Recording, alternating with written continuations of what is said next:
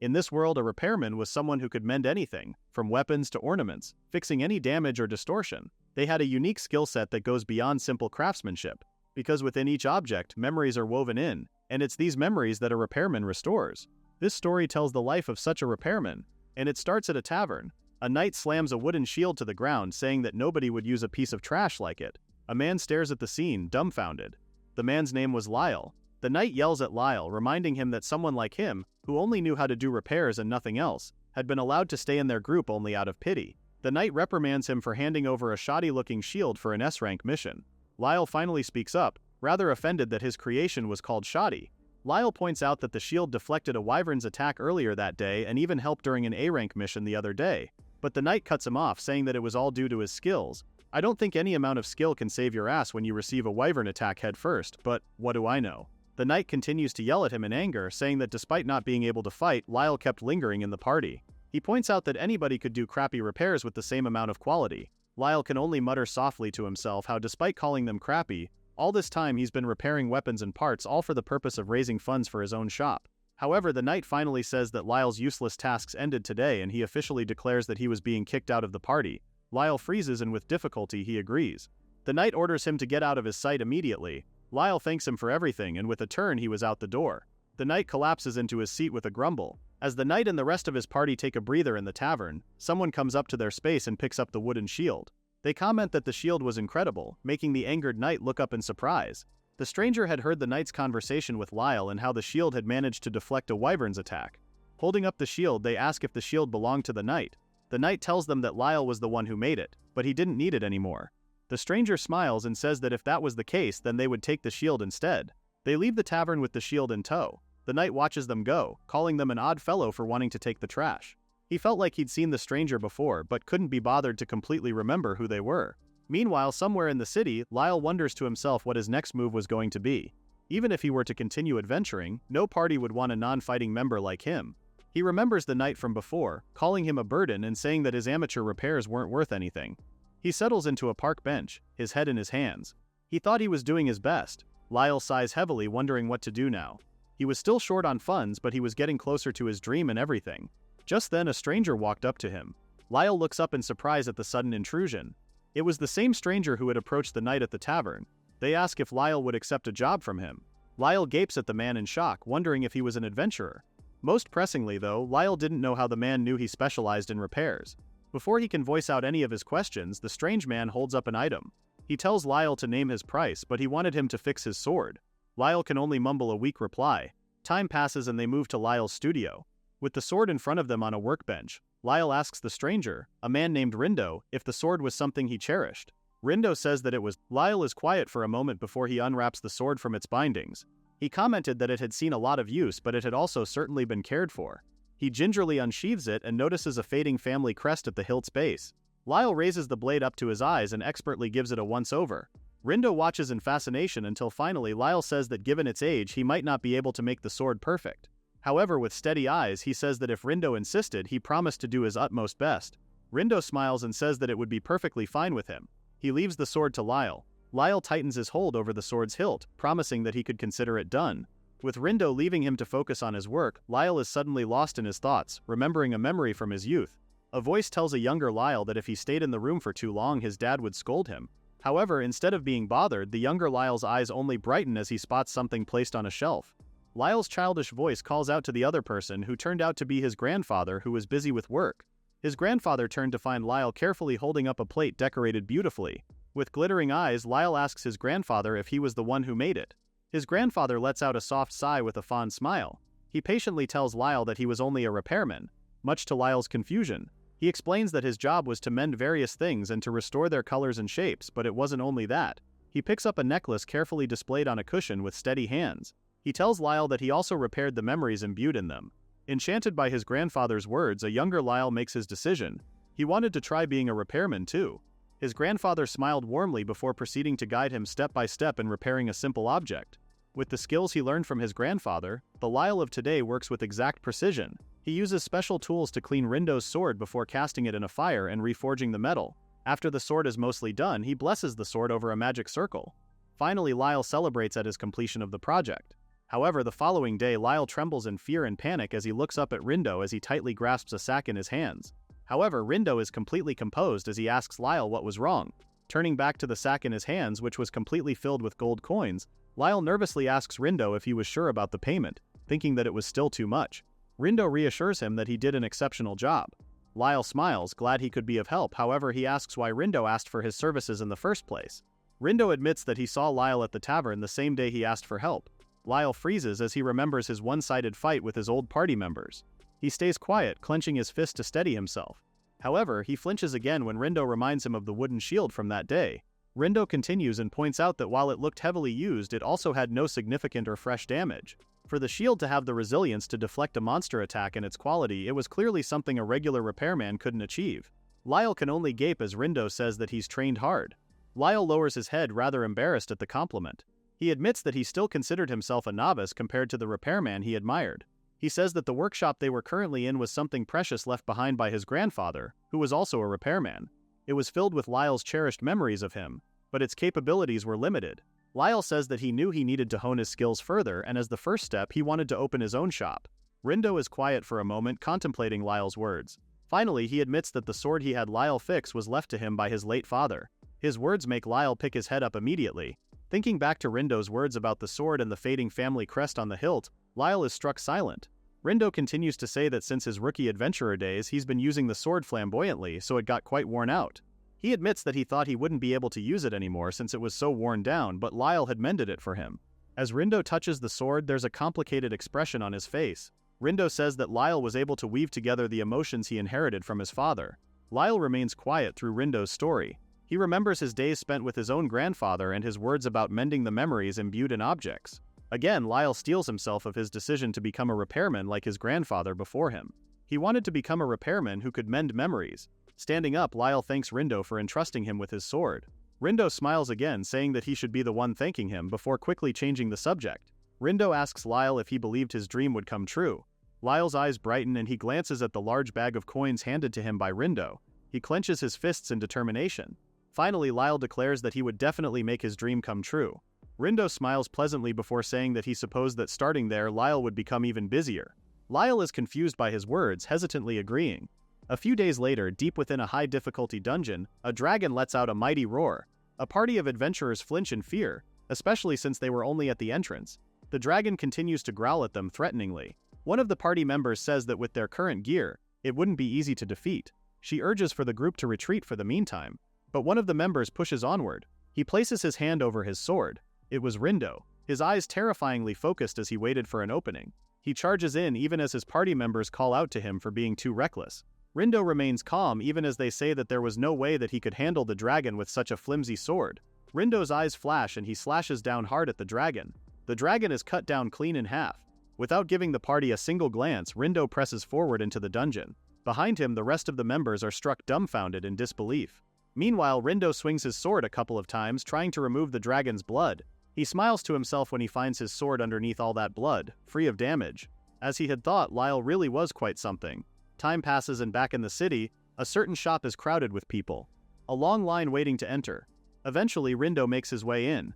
Lyle perks up at the sound of the bell ringing. He welcomes the guest to repair the memories workshop, only to stop when he recognizes Lindo. Lindo calmly greets him, noting how the shop seemed to be bustling with activity. He admits that he was hesitating when to enter since there was always a customer inside. Lyle says that he owed a lot of it to Lindo. Lyle explains that he used the space both as a workshop and a store since it was already connected to his atelier, although it was a little cramped. Lindo comments that it was definitely convenient. He adds that since business was thriving for him, then his promotion definitely worked wonders. Lyle is confused by what he meant by promotion. Lindo admits that he's the leader of an SS-ranked adventurer party. He had told his adventurer acquaintances about a wonderful repairman he knew. Lyle starts to panic. It finally made sense to him why he had been so busy despite just opening the shop. He also always felt Lindo was different, but he still found the news shocking. He stutters out a thank you for the support, but he slowly loses his voice. Lyle frowns to himself as he couldn't help but think how overpraising might come back to bite him in the end. Before he could properly say anything more, another customer barges in, asking if Lyle could handle more work for the day. Lyle quickly agrees before asking Lindo to wait for a bit for him to finish. Lindo pleasantly agrees before making his way out of the shop. He thinks to himself that having repeat customers in just a few days was definitely quite impressive. At the rate Lyle was going, he was rather confident leaving tasks to him. As he walked, a woman stepped up to him, asking how long he planned to keep her waiting. Rindo apologizes to the girl who he refers to as Asha. The day eventually ends and Lyle bids farewell to his final customer. He wipes his forehead in relief as things had finally settled down. Just then, he remembers that he had left Rindo. He turns back around to hear the doorbell ring. Lyle is halfway into greeting his new customer when he stops. He sees Rindo accompanying a young girl. They move to the seating area. Lyle hesitantly starts the conversation by asking if, instead of Rindo being his client for the day, it was instead the little girl. The girl takes offense for being called a simple little girl by a commoner like Lyle, before informing him that her name was Asha. Without looking away from Lyle, Asha orders Rindo to behead him at once. Lyle looks incredulous again, being called a mere commoner. Rindo only laughs at their interaction before telling Asha to calm down. Rindo properly introduces Lyle as the owner of Repair the Memories workshop and a highly skilled repairman that he personally recommended. Lyle gets flustered by his words, disagreeing that he was anything like that. Lyle then takes the lead and introduces himself to Asha, who carefully keeps quiet. Finally, she says that she wouldn't be there if it weren't for Rindo's recommendation. Lyle watches as she carefully places something on the table between them. Lyle takes the dress into his arms with just as much care to examine it more closely. From what he could tell, it was a child's dress. It seemed to be quite an old piece and it was quite worn and out of shape too. Lyle asks what it was. Frowning at him, Asha blankly says that it was a dress. Lyle laughs nervously as he tries to say that that wasn't what he exactly meant. Asha's frown deepens as she asks what he meant, pointing out how the matter at hand was very urgent, so he needed to be more concise. Lyle can only laugh even more nervously as he tries to come up with a way to ask his question. He couldn't help but think how hard it was to approach her. Rindo speaks up and explains that the dress belonged to Asha's mother when she was a child. Lyle perks up at his words before looking back at the dress. It was clearly made by a skilled artisan. It was damaged but well crafted all the same. Lyle finally asks why Asha brought it to him. Rindo starts to explain, but suddenly Asha gets up from her seat, making Lyle flinch. She turns to Rindo with a frown and tells him to stop. Rindo can only smile apologetically. Lyle hesitantly speaks up, but Asha cuts in, saying that she wanted him to repair the dress promptly. Lyle stares blankly, unaware of what to say next. She turns away and excuses herself before heading out the door. Rindo follows shortly after, bidding Lyle goodbye. Lyle turns back to the dress. He couldn't help but notice how Asha had seemed to be in a hurry, wondering if there was a reason for her behavior. He quickly gets up from his seat, calling out to Rindo in a conspiratorial whisper before he could completely make his way out the door. They end up in the far corner of a small eatery. Seated down with their drinks, Lyle apologizes to Rindo for stopping him so suddenly. Rindo apologizes in turn for earlier when he tried to leave without explaining things properly. Lyle pauses before saying that he really wanted to know why Asha was in such a hurry. Rindo goes quiet. Lyle continues and says that although it was rather presumptuous of him as a repairman, his work wasn't just about fixing items. It was also about understanding and weaving emotions and stories behind it, which was why Lyle wanted to fully understand what the dress meant to her. After a while, Rindo finally says that he met Asha a few years back during a bodyguard mission. He had been close with her mother, Miranda, since then. Rather reluctantly, Rindo informs Lyle that Miranda has been suffering from an incurable disease. Rindo says that she's been suffering for years from a mysterious illness that no doctor could cure. Her condition has been getting worse every day, and even at that moment she remains confined to her bed. Asha had been upset even before her meeting with Lyle because of her mother's situation. Rindo bows his head, asking for forgiveness on her behalf for behaving so rudely to Lyle. He immediately explodes into reassurance that Rindo didn't have to apologize. Given the situation, it was only understandable. He shifts the topic back to the dress. Rindo says that the dress had sentimental value to Miranda as it was a gift from someone dear to her. She had worn it innocently almost every day as a child. Despite it getting worn out, she kept getting it repaired by renowned artisans. Rindo asks Lyle again to lend them his expertise. Lyle knew that it was also Rindo's wish he wanted granted. Lyle accepts the job, much to Rindo's appreciation. However, Lyle still had one concern. This project was exactly the kind of memory repair his grandfather talked about. However, this case was too unusual for a standard repair. Lyle tells Rindo that for starters, the dress was so old that he couldn't tell what it originally looked like. He wanted to ask Miranda about it, but Rindo agrees that it wouldn't be possible given her current condition. Lyle suddenly exclaims as an idea strikes him. He asks Rindo about the renowned repairman he mentioned earlier that fixed the dress. Rindo recounts that Miranda had told him about it a while back. Lyle wonders if the clue had been closer than he thought, especially if the renowned repairman is who he thinks he is. Lyle suddenly gets up and thanks Rindo, saying that he might have just found a lead. Several days later in town, Lyle trudges down the streets. Looking over a piece of paper in his hands, he knew that he could probably recreate the dress. However, he was still missing key parts. He laughs nervously as he thinks that if Asha knew he asked Rindo for her address, she would definitely be furious. She would most likely have him beheaded again. As he nears his destination, he slows to a stop and looks up. Lyle lets out an exclaim of disbelief at the large estate in front of him. It really did not look like an ordinary home. Lyle knew that Lindo didn't tell him anything about Asha, but he was only now realizing that he didn't know who or what exactly she was. He timidly approaches a guard who immediately tries to intimidate him. He nervously introduces himself as the repairman Asha commissioned. However, from a window up at the manor, Asha turns to the gates outside as she sees the guard talk to someone. She was sure she recognized him. As Lyle tries to reassure the guard that he wasn't suspicious and he just needed to ask something from Asha, the guard seems to get angrier. However, before anything could escalate, Asha comes running out of the manor in a panic, asking what he was doing there. The guard reprimands Lyle for suddenly showing up at a lady's house and asks how he found the place. Asha knew that it was most likely Lindo. Lyle apologizes and says that he just needed to ask Asha something. The guard asks Asha's thoughts and she quickly dismisses him. Lyle holds out a stack of papers out to Asha. It was blueprints on the dress's original design. Lyle tells Asha that he tried to recreate the dress based on past repair records. However, there seems to be a spot on the chest where some jewelry or ornament was attached. His words make Asha flinch. Lyle continues to say that he wanted to restore it as close to the original as possible for her mother, so he came there to Asha to ask about the missing part.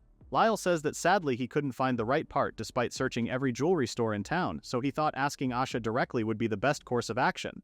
Taking the dress designs from Lyle, Asha couldn't believe that he searched every store in town. However, Lyle brushes off her words and bows deeply. He says that if Asha had any ideas she should tell him, and in the meantime he would keep looking. With that, he quickly makes his escape. Watching his retreating back, Asha's hand clenches the sheets of paper tightly. She can only gape in disbelief. Back at the manor, Asha enters a room filled with drawers and other knickknacks. She pulls open a drawer where a single piece of jewelry lay inside. She couldn't help but think back on memories of her youth. A younger Asha holds up her mother's dress, asking Miranda why she hadn't thrown it away when it was so tattered. Miranda patiently explains that the dress was a precious memory to her. The young Asha is confused, but Miranda figures that she might be too young to understand her mother's words. Taking the dress into her hands, Miranda has a soft and fond smile on her face as she gazes down at it. Asha is confused by her mother's expression. She suddenly points out that the brooch on the dress's chest was about to fall off. Miranda figured that the clasp had loosened.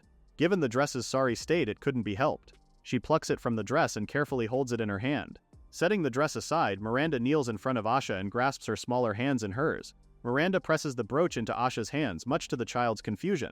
Miranda says that if the brooch fell off, then it might get lost. Suddenly she says that Asha would one day grow into a beautiful woman. She would have many experiences, meet someone wonderful, and Miranda wanted to see that forever. In the present, Asha carefully holds on to the brooch in her hands. She clenches it tightly within her grasp before exiting the room. The moon was high up by the time she left. Meanwhile, at the workshop, Lyle runs his fingers through his hair in frustration. He couldn't find what he was looking for, but he was so close to completing the dress already. He eventually stands up. He was running out of time, so he considered searching all night again for something to fit the dress. However, suddenly he hears someone open the door. He looks up in surprise to find Asha. Lyle exclaims in disbelief, asking what she was doing there at that late hour. She suddenly bows her head deeply, apologizing for intruding so late. She says that she knew it was impolite to ask after commissioning him. However, Asha wanted to know why he was going to such lengths for someone else's dress. Asha says that she wanted to see Lyle's resolve. With the time limit looming over them, Asha and Lyle get to work. However, at some point, Lindo burst into the room calling for Asha. He came bearing news about Miranda. He doesn't get to say much before Asha is standing up and running out the door. But before she could get far, Lyle calls out to her. Back at Miranda's estate, servants and doctors of all kinds linger in a certain bedroom. Kneeling in front of the bed where Miranda lay, a man holds onto her hand, begging her not to go yet. He sweats nervously as he wonders where Asha had gone at a time like that. However, at that moment, the door of the room swings open and Asha comes in with Lyle and Lindo in tow. The man stands up as he recognizes the dress Asha was wearing. Asha silently approaches the bed. Once she gets there, she softly calls out to Miranda. Lyle and Lindo watch the scene quietly. Miranda grunts in pain before opening her eyes at the sound of Asha's voice. Asha smiles brightly as she says that she was truly happy to be Miranda's daughter. Recounting the words she spoke to Asha when she was younger when they were talking about the dress, Asha says that she still didn't know what they fully meant, but she promised that she would become a wonderful woman like Miranda someday.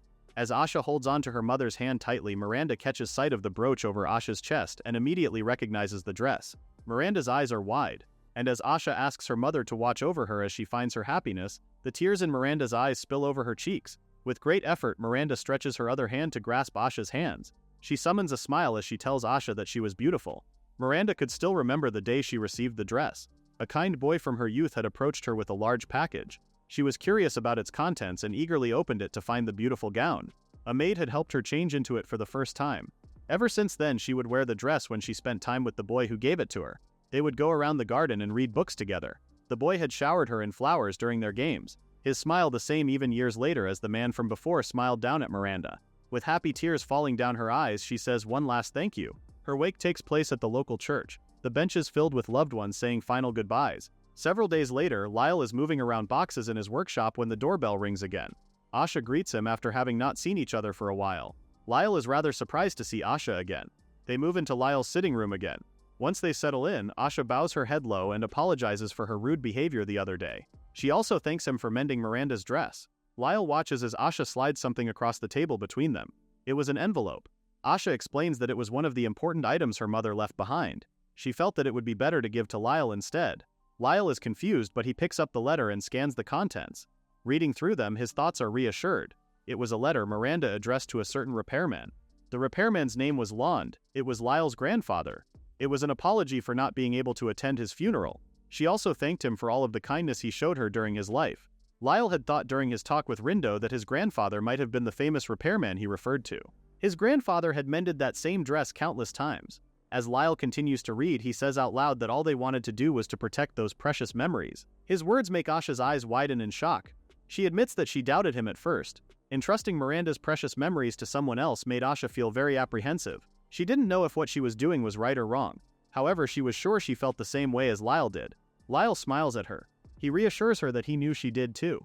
Quickly changing the subject to something more important, Asha reminds Lyle that she told him to stop addressing her like a stranger. Lyle flinches in alarm, but Asha says that since they were going to continue being on friendly terms, he should just call her Asha and not make it sound so formal. Lyle tries to stutter out a reply. He points out that Asha never told him that she was the daughter of a duke, but Asha only smiles pleasantly, saying that it was because it was never brought up. Lyle could only laugh in agreement. He knew that she always had an air of importance, but he never would have guessed she came from a duke's family. But now that he thought about it, the large manor checked out. Lyle knew that thanks to Lindo and Asha, his shop was starting to head in the right direction. He thinks back on the first time he met Lindo when he was kicked out from his party and when Asha had come to him late at night with the missing brooch for the dress, entrusting it to him and begging him to complete the dress from her mother's memories. Lyle knew that simply thanking them wasn't enough. Finally, he says that if Asha insisted, then he would look forward to keeping in touch with her. Asha smiles brightly, agreeing to their deal. Lyle's head suddenly perks up as he remembers to ask where Lindo is. However, before Asha could respond, the door swung open again. A young boy peeks behind the corner, meekly calling out to them. Lyle stands up and approaches the boy, asking what was wrong. The boy tries to stutter out an answer before resolving to take something from his pocket and holding it up to Lyle. He asks him to repair it for him. In his outstretched hand was a napkin holding a broken object. Lyle looks at the boy and the earnest look in his eyes. He takes the napkin and the object, reluctantly asking what it was supposed to be. But without a proper answer, the boy simply says that he would be sure to pay him and he would be counting on Lyle. Without a minute to lose, he makes a run for it out of the workshop, leaving Lyle in shock, still holding the broken object.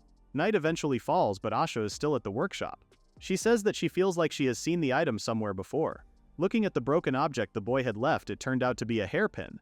Lyle comments that Asha was still thinking hard about it and she agrees, saying that it had caught her attention. One concern she had was that a boy had brought the item in. She wonders if it belongs to his mother as well.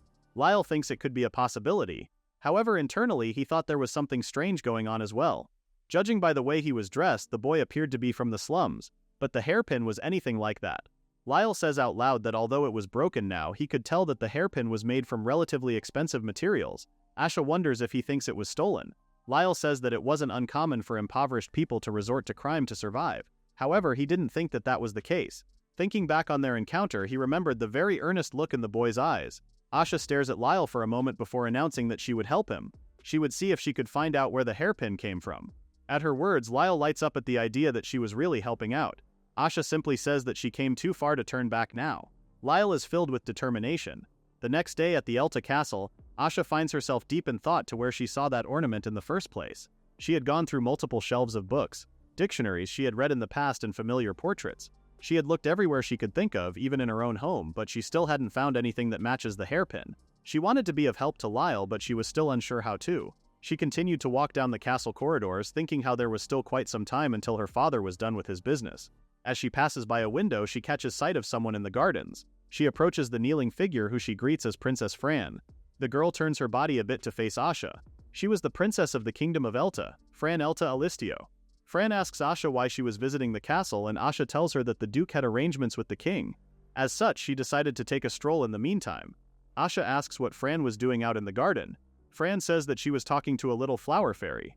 From Fran's point of view, the world seems to sparkle. As she looks at Asha, who says that Fran seemed to be having fun, Fran was able to see fairies floating all around her. However, Asha suddenly turns around when she hears whispering. She finds two children whispering loudly to one another. The children had noticed that Fran had pointed at the empty air. They figure she must be talking about the fairies again, but they knew there was no way something like that existed. Asha frowns at the children, but she remains quiet. She's disrupted out of her thoughts when Fran calls out to her. She asks if there was something wrong, but Asha reassures her that she only got caught up in her thoughts. Suddenly, Fran turns her body completely towards Asha. Asha's eyes widen as she sees something glittering in Fran's hair. Seeing her chance, Asha asks Fran about the familiar hairpin she was wearing. Meanwhile, at the slums, Lyle walks down the neighborhood looking for something. He tried following the general direction the boy ran towards. As expected, he found his way to the slums. The area was rather complex, so he probably wouldn't find him right away. However, at that moment he hears something loudly crash and he follows the noise. In a corner of the slums, the boy from before was cornered by a group of other children. One of them screams at the boy, who is apparently called Tenya, saying that it was always creepy how he was always muttering to himself. The boy orders Tenya to hand over the hairpin already. The boy says that it was a waste for someone like Tenya to have something as expensive an item as that. However, Tenya argues back that he would never give it to someone like him. Angered, the boy pulls back his arm ready to throw a punch. However, before he can hurt Tenya, Lyle steps in and catches his arm, ordering him to stop.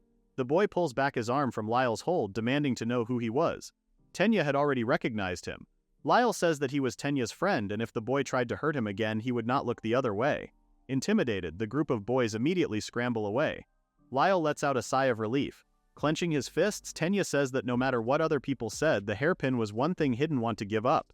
Suddenly, he feels a weight over his head as Lyle gives him a pat. With a smile, Lyle reassures Tenya that he believed him. He adds that Tenya wasn't creepy at all and he wasn't crazy.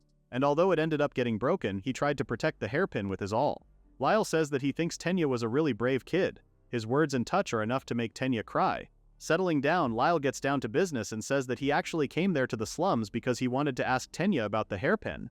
Tenya apologizes for leaving so quickly without giving an explanation back then. Since Lyle believes him, Tenya decides to tell him everything. He had met someone the other day, a mysterious girl who could also see fairies. Recounting the memory, Tenya was walking down the slums when he caught sight of a hooded girl talking to the fairies. He approached the girl asking if she could really see them too.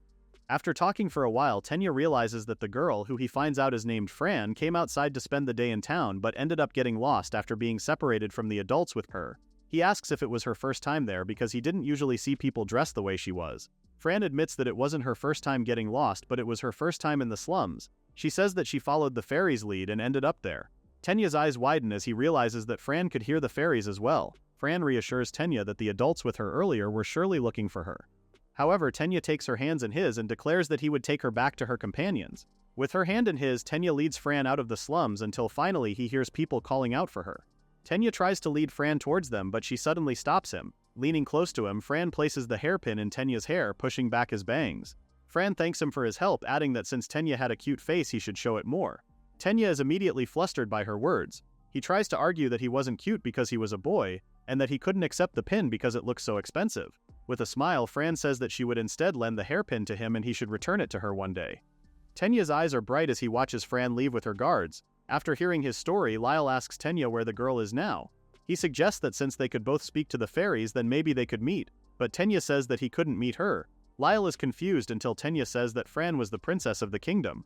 Lyle is in complete disbelief and Tenya agrees. He admits that he was surprised at first too, but ever since that day they had spoken to each other about many things through the fairies. Tenya says that he didn't have the social standing to see her yet. Fran was the princess and he was just an orphan. He couldn't even be able to see her under normal circumstances. However, yesterday she had also said something to him to the fairies. It was during the time Asha had met Fran in the castle gardens. Someday when Tenya had become a self-made man, he would come to the castle with his own power to return the hairpin to her. Fran had told Asha the same thing. Fran believed that Tenya would return the hairpin to her with his own power. Lyle smiles at his words. He knew that it meant there was only one thing he could do for him. All he could do for Tenya was to repair the hairpin. But seeing how much effort Tenya made to change, he says that if there was anything he could do for him, Lyle would always help. Lyle says that they would make sure that Tenya's feelings were conveyed to Fran. Tenya thanks him, but with that being said, Lyle gets an idea. If Tenya wanted to, Lyle could introduce him to someone who could help him right away. Later on, Asha and Lyle are back at the workshop. Asha says that it seems like they had taken on quite the chore. Lyle agrees before asking if Fran also felt the same way towards Tenya. Asha nods, saying that Fran herself believed Tenya would come see her one day and that she would always be waiting until then. Asha suddenly says that with their statuses and where they live being polar opposites, yet being able to both hear the fairies, and even meeting by complete coincidence the way they did, it was almost like Tenya and Fran were part of a real fairy tale. Lyle agrees with her words. Asha asks what he and Tenya did after their talk, but before Lyle could explain, they are interrupted by someone entering the workshop. They turn to the door to find Lindo. Suddenly, a small figure peeks out from behind him, calling out to Lyle. The figure says that he was going with Lindo today to complete his first commission since becoming an adventurer.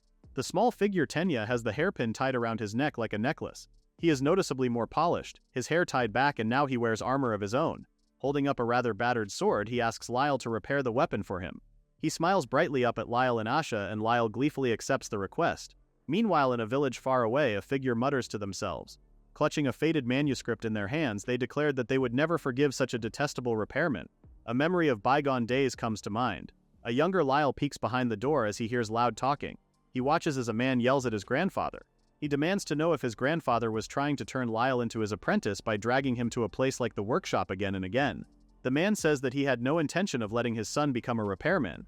It turned out that the man was Lyle's father. Lyle's grandfather tries to reason with his son, but the angered man continues to yell. He points out that all Lon did was hole himself in the workshop and work. He never once cared for the family's feelings, be it his wife or his son. As he leaves the room, he mocks Lyle's grandfather for being called the best repairman in the royal capital. Left alone, Lon turns to his workbench. On it was a single notebook. Picking it up, he considers the feelings of others and says that perhaps he hasn't changed at all since how he was in the past. Unbeknownst to him, the younger Lyle had heard him. His vision of the past fading, Lyle wakes up back in the present. He sits up from his bed, realizing he had a dream. His eyes drift around the room and land on a letter on his work table. He suddenly remembered an event happening that day at the castle. Lyle eventually finds himself kneeling down before someone. He starts out by greeting the king, but Asha, who was kneeling beside him, whispers to him that he was saying the wrong things. A boisterous laugh suddenly echoes around the room. The old king reassures Lyle that he didn't have to be so formal. Lyle only laughs awkwardly. Never did he think that the day would come when the king himself would request to see him in person. The king sat before him with Princess Fran standing close by. The king says that recently rumors of a famous repairman in the royal capital had been making their way around the castle. Lyle sweats nervously. He knew that he had been getting more noble clients recently and he was indeed happy about it, but it brought him to more unexpected circumstances. The king continued, saying that he also heard that Lyle had been very good to his daughter, the princess. At that note, the king says that he had a request for the repairman today. Although Lyle could hear him out first for the meantime, he points to a certain faded item. Fran explains that it was the Holy Scripture of the Church of St. Lugnica. That particular item was the original copy. Asha remembers that St. Lugnica was the religion of the ancient elves. The king adds that it was believed that the ancient elves held hundreds of years back the oldest religion to exist in the kingdom of Elta. The scripture was written in the ancient elvish alphabet of which the letters themselves possess magic. It was said that if a person said the word that means flame out loud, they would be able to produce fire. If they said the word for ice, the surrounding air would freeze. Even if the one speaking the words had no magic power to speak of, the powerful ancient spells would still activate just like a miracle. However, the ancient elves' faith died long ago, and their mother tongue had now become a phantom language. Even so, the king asks Lyle to repair the book. Lyle is in complete disbelief that he would handle such an important document. The king says that someone tried to repair the book once several decades ago, but it was clearly in a worse state now. He says that in order to preserve the nation's cultural heritage and to research the mysteries of the ancient magic within, the king wanted the original copy to be maintained regularly. Lyle argues that to repair the book he would need to know the ancient elvish alphabet as well. The king reassures him not to worry about that, before asking someone to enter the room with them. The stranger introduces himself to Lyle as Tillo. He had come from the village of the elves to assist him with his repairs. Starting from today, Tillo would be helping him write the scripture until the repairs were complete. The king asked Lyle again if he would accept the request. Time passes and eventually their meeting is adjourned. Fran approaches her father and asks what he was thinking. The princess tells him not to hide his goals as she knew he had a different reason for why he chose Lyle of all repairmen. The king laughs to himself before saying that he just thought that he would give Lyle a little test. He wanted to see what the kingdom's best repairman's grandson was capable of. Meanwhile, back in the workshop, Lyle goes ahead and starts working on the book. His thoughts drift to the ancient elvish alphabet which had held mysterious magic. He had heard that it had pretty much been replaced by modern magic and there were only a handful of people who still research it. But if he was able to repair the scripture, he hoped he could see the ancient magic activated from the alphabet at least once. Eventually time passes and he lets out a sigh of relief. He had managed to repair part of the binding after a fashion, but if he was going to fix it, he wanted it to look perfect. Suddenly his thoughts are disrupted when Tillo comes in, offering a short break, a tray of tea in hand. Lyle is surprised by Tillo's sudden arrival, but he agrees that a break would be a good idea. As he takes a break, Tillo asks how the repairs were going so far. Kyle says that he would be able to repair the binding fairly easily, but the interior might be an issue. The letters were quite faded, so it might be a little longer until Tillo would be able to help. As he talks, he's unaware of Tillo's sudden silence. Lyle misses the rather cold look on Tillo's face. Suddenly Tillo speaks up again, asking where he learned his techniques as a repairman. He adds that despite Lyle being young, he already had his own shop and even received the request directly from the king to repair the scripture. Tillo was sure that Lyle must be a very talented individual. Lyle says that he didn't think he was all that impressive before explaining that his mentor was his grandfather.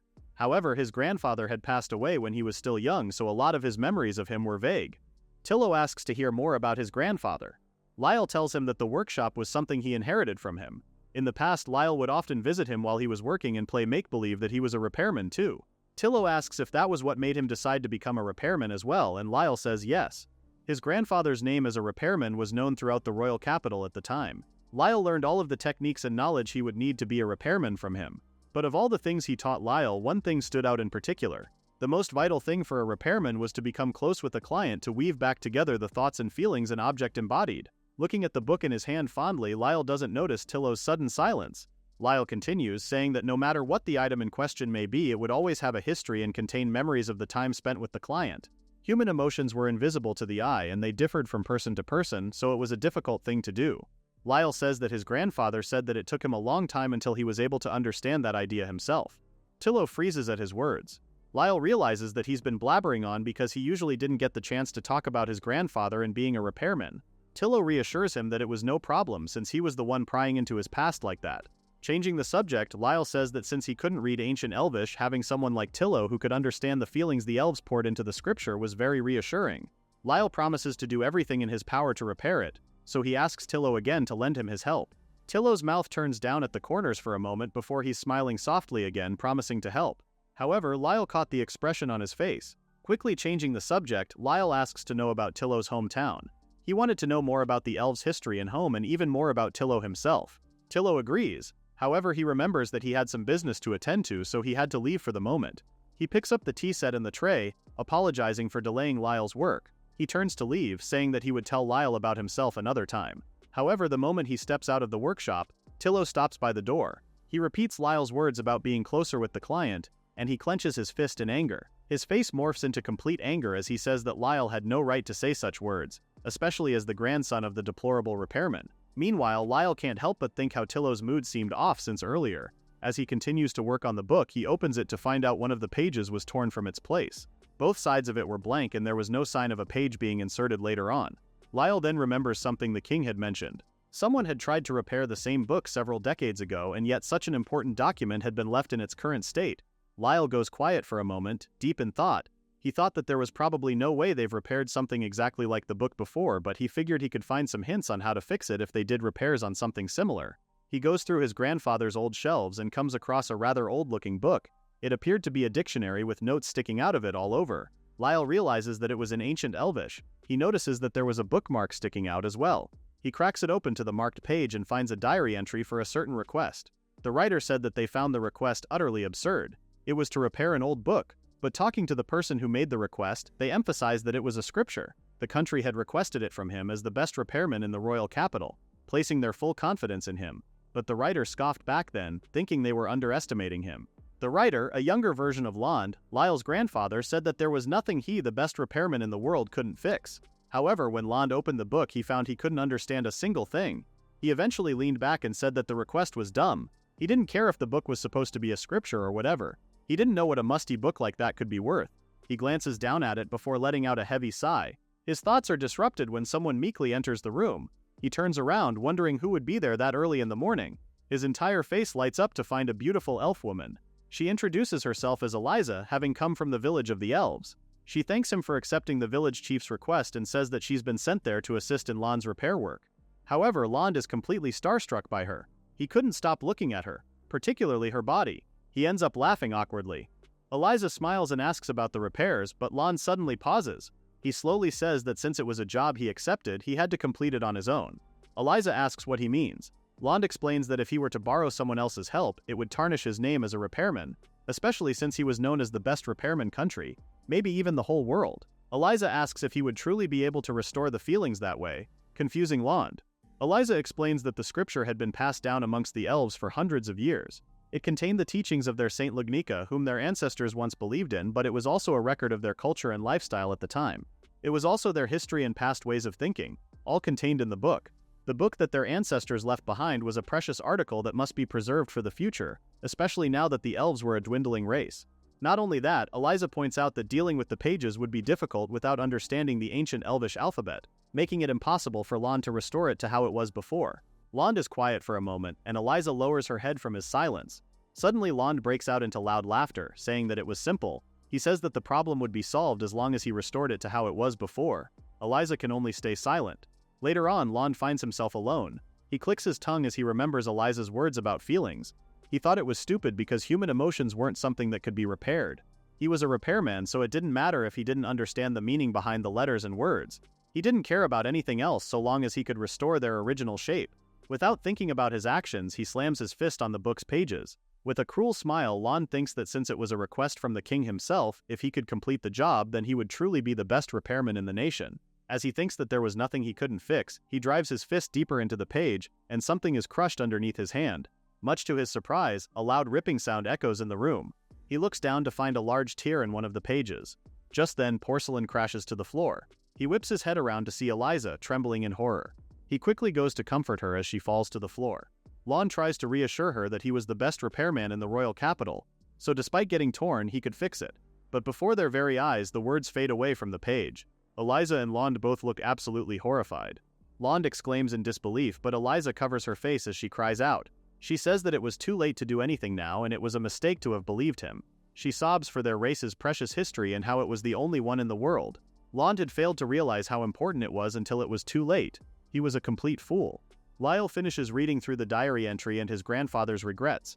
He turns to the elven scripture on the table. He knew he needed to do something about it. Letting it end off on such a sad note felt wrong. With renewed determination, he promises his grandfather that he can leave it all up to him. Meanwhile, Tillo remembers a memory. A sweet voice calls out to him. Eliza holds up an old book in front of him and says that within it, magic that brought happiness to many people was contained. Tillo is confused, but Eliza only explains that possibly because it was rather old, but the magic's power seems to have weakened. But upon arriving at a large tree, Eliza says that in the past, the tree had used the power of the magic written in the book to bloom beautiful peach-colored flowers. She tells the story of how the view of the flowering tree calmed the hearts of many people, stopping the feud between humans and demi-humans, eventually leading everyone to happiness. Eliza tells Tillo that within the royal capital she had heard that there was a very famous repairman that could bring any object, no matter what it was, back to its original state. Tillo exclaims in delight to hear that Eliza was going to the royal capital in order to bring a smile back to everyone's faces. Eliza laughs, clarifying that she was hoping to have the repairman fix the book for the flowers to bloom from the large tree once again. With that, she asks a starry-eyed Tillo to wait for her return. However, time passes, and a crowd of elves is gathered around the large tree. Amongst them, kneeling on the floor, was Eliza. Clutching the ruined scriptures in her arms tightly, she sobs and apologizes over and over, saying that everything was her fault. Tillo stands a few feet away, unable to come closer. His eyes are horrified as he watches Eliza break down uncontrollably. Suddenly, Tillo snaps out of his dream and sits up with a gasp. He clenches his fists tightly, gritting his teeth in anger. He says that since humans age and die quickly, they easily abandon the sins they committed. His thoughts are disrupted when Lyle enters the room, repeating once again that he wanted to borrow Tillo's strength. Horrible time to say that, but I guess here he is anyway. With his head held high, Lyle says that he finally understood everything, from the scriptures to what his grandfather did. Tillo slowly gets up, trembling with barely contained anger. Tillo says that Lyle was completely unbelievable. He was Lon's grandchild, and yet he had the bright idea of relying on his client. Tillo found it all laughable. Lyle stays quiet as he listens to Tillo, but as Tillo thought, in the end it was always going to be the same thing. He says that the same thing was going to happen with what happened to Eliza. Lyle gapes in shock, finally understanding the feeling he had been getting from Tillo since they first met. Seeing the glare on Tillo's face, it was clear that he came there knowing everything that happened before. Lyle asks Tillo if he came there to make Lon atone for the wrongdoings he committed. Tillo frowns before admitting that that was his intention. When the Kingdom of Elta had notified them about the request to restore the scripture, Tillo thought that his time for revenge had finally come. However, Lond was already dead. After having done what could not be undone, without having atoned for his wrongdoings, Lond had gone and left the world. Tillo asks Lyle what he thought happened to Eliza after the incident. Lyle keeps quiet. Tillo explains that after that day Eliza's life had changed for the worst. As it had been her duty to repair the scripture, she felt responsible for what had happened. The inconceivable amount of guilt destroyed her mentally. Never again had Tillo seen her smile. Not only had Lyle's grandfather ruined a person's life, but he had robbed the elven people's hopes from them. Lyle realizes that Lond's wrongdoings and leftover regrets had caused great suffering for numerous people. He starts to say something, but Tillo quickly cuts him off. Enraged, Tillo accuses Lyle of being no better than his grandfather. He wasn't doing the work for anything but his own prestige and hubris. He says that Lyle didn't attempt to understand his client's thoughts or anything of that sort. He continues to say something about the very idea of Lyle repairing the scriptures, but before he could keep spiraling, Lyle yells at him, making Tillo flinch. Lyle says that what Lond did could truly not be rectified. No matter how much he regretted it, Lyle knew it wouldn't change what happened to Eliza and to Tillo both. Bowing deeply, Lyle apologizes to Tillo, much to the elf's shock.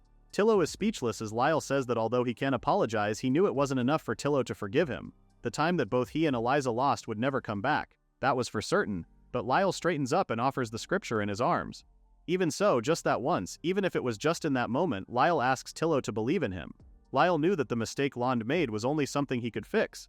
Lyle tells Tillo that at the time Lond wasn't able to fulfill his job of repairing the scripture, but within his grandfather's diary were clues left behind that would help him repair it.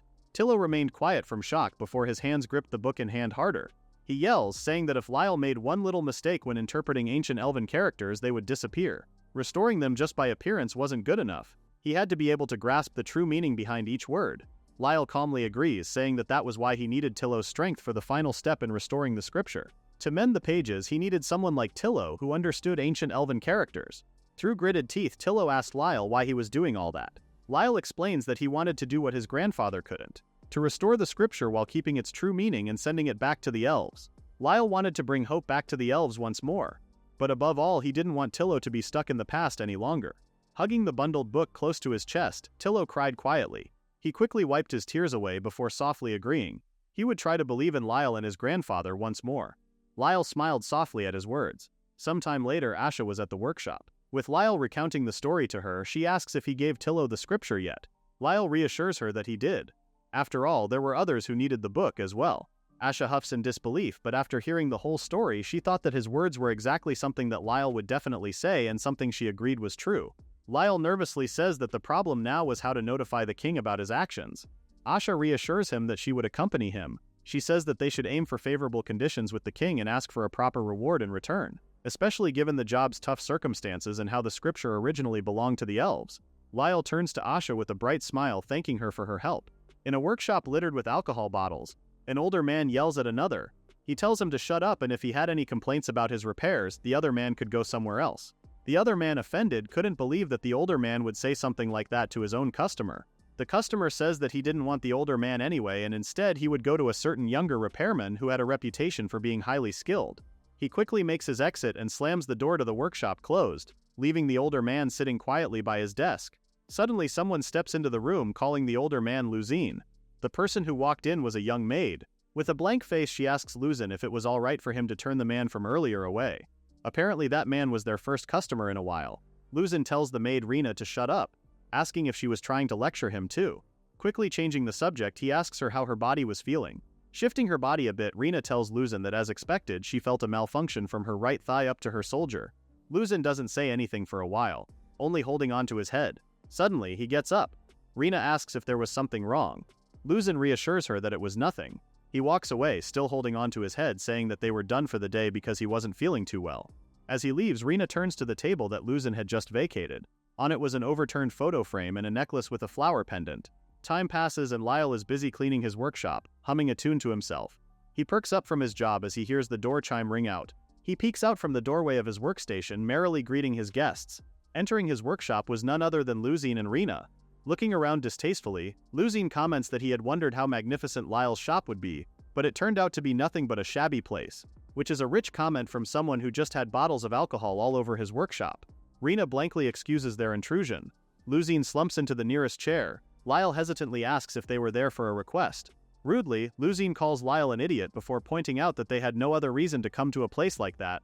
Lyle maintains a friendly smile, but he's confused why a man like Luzine would barge in so suddenly. Finally, Rina apologizes for their sudden arrival. She introduces Luzine as a repairman, and herself as his maid.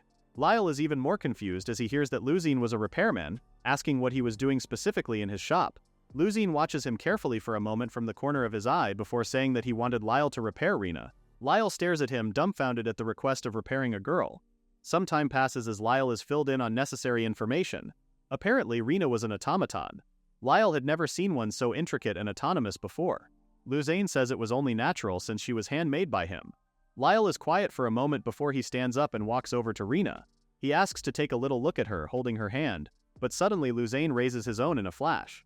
He grabs Lyle by the collar, yelling at him not to touch her all over in inappropriate places. Rina is left quiet, her face as blank as always. Surely the guy knows that he'll have to touch her eventually to fix her, right? Not in inappropriate places by any means, but he literally just held her hand. Lyle looks at Luzine incredulously, pointing out that he was going to need to repair her.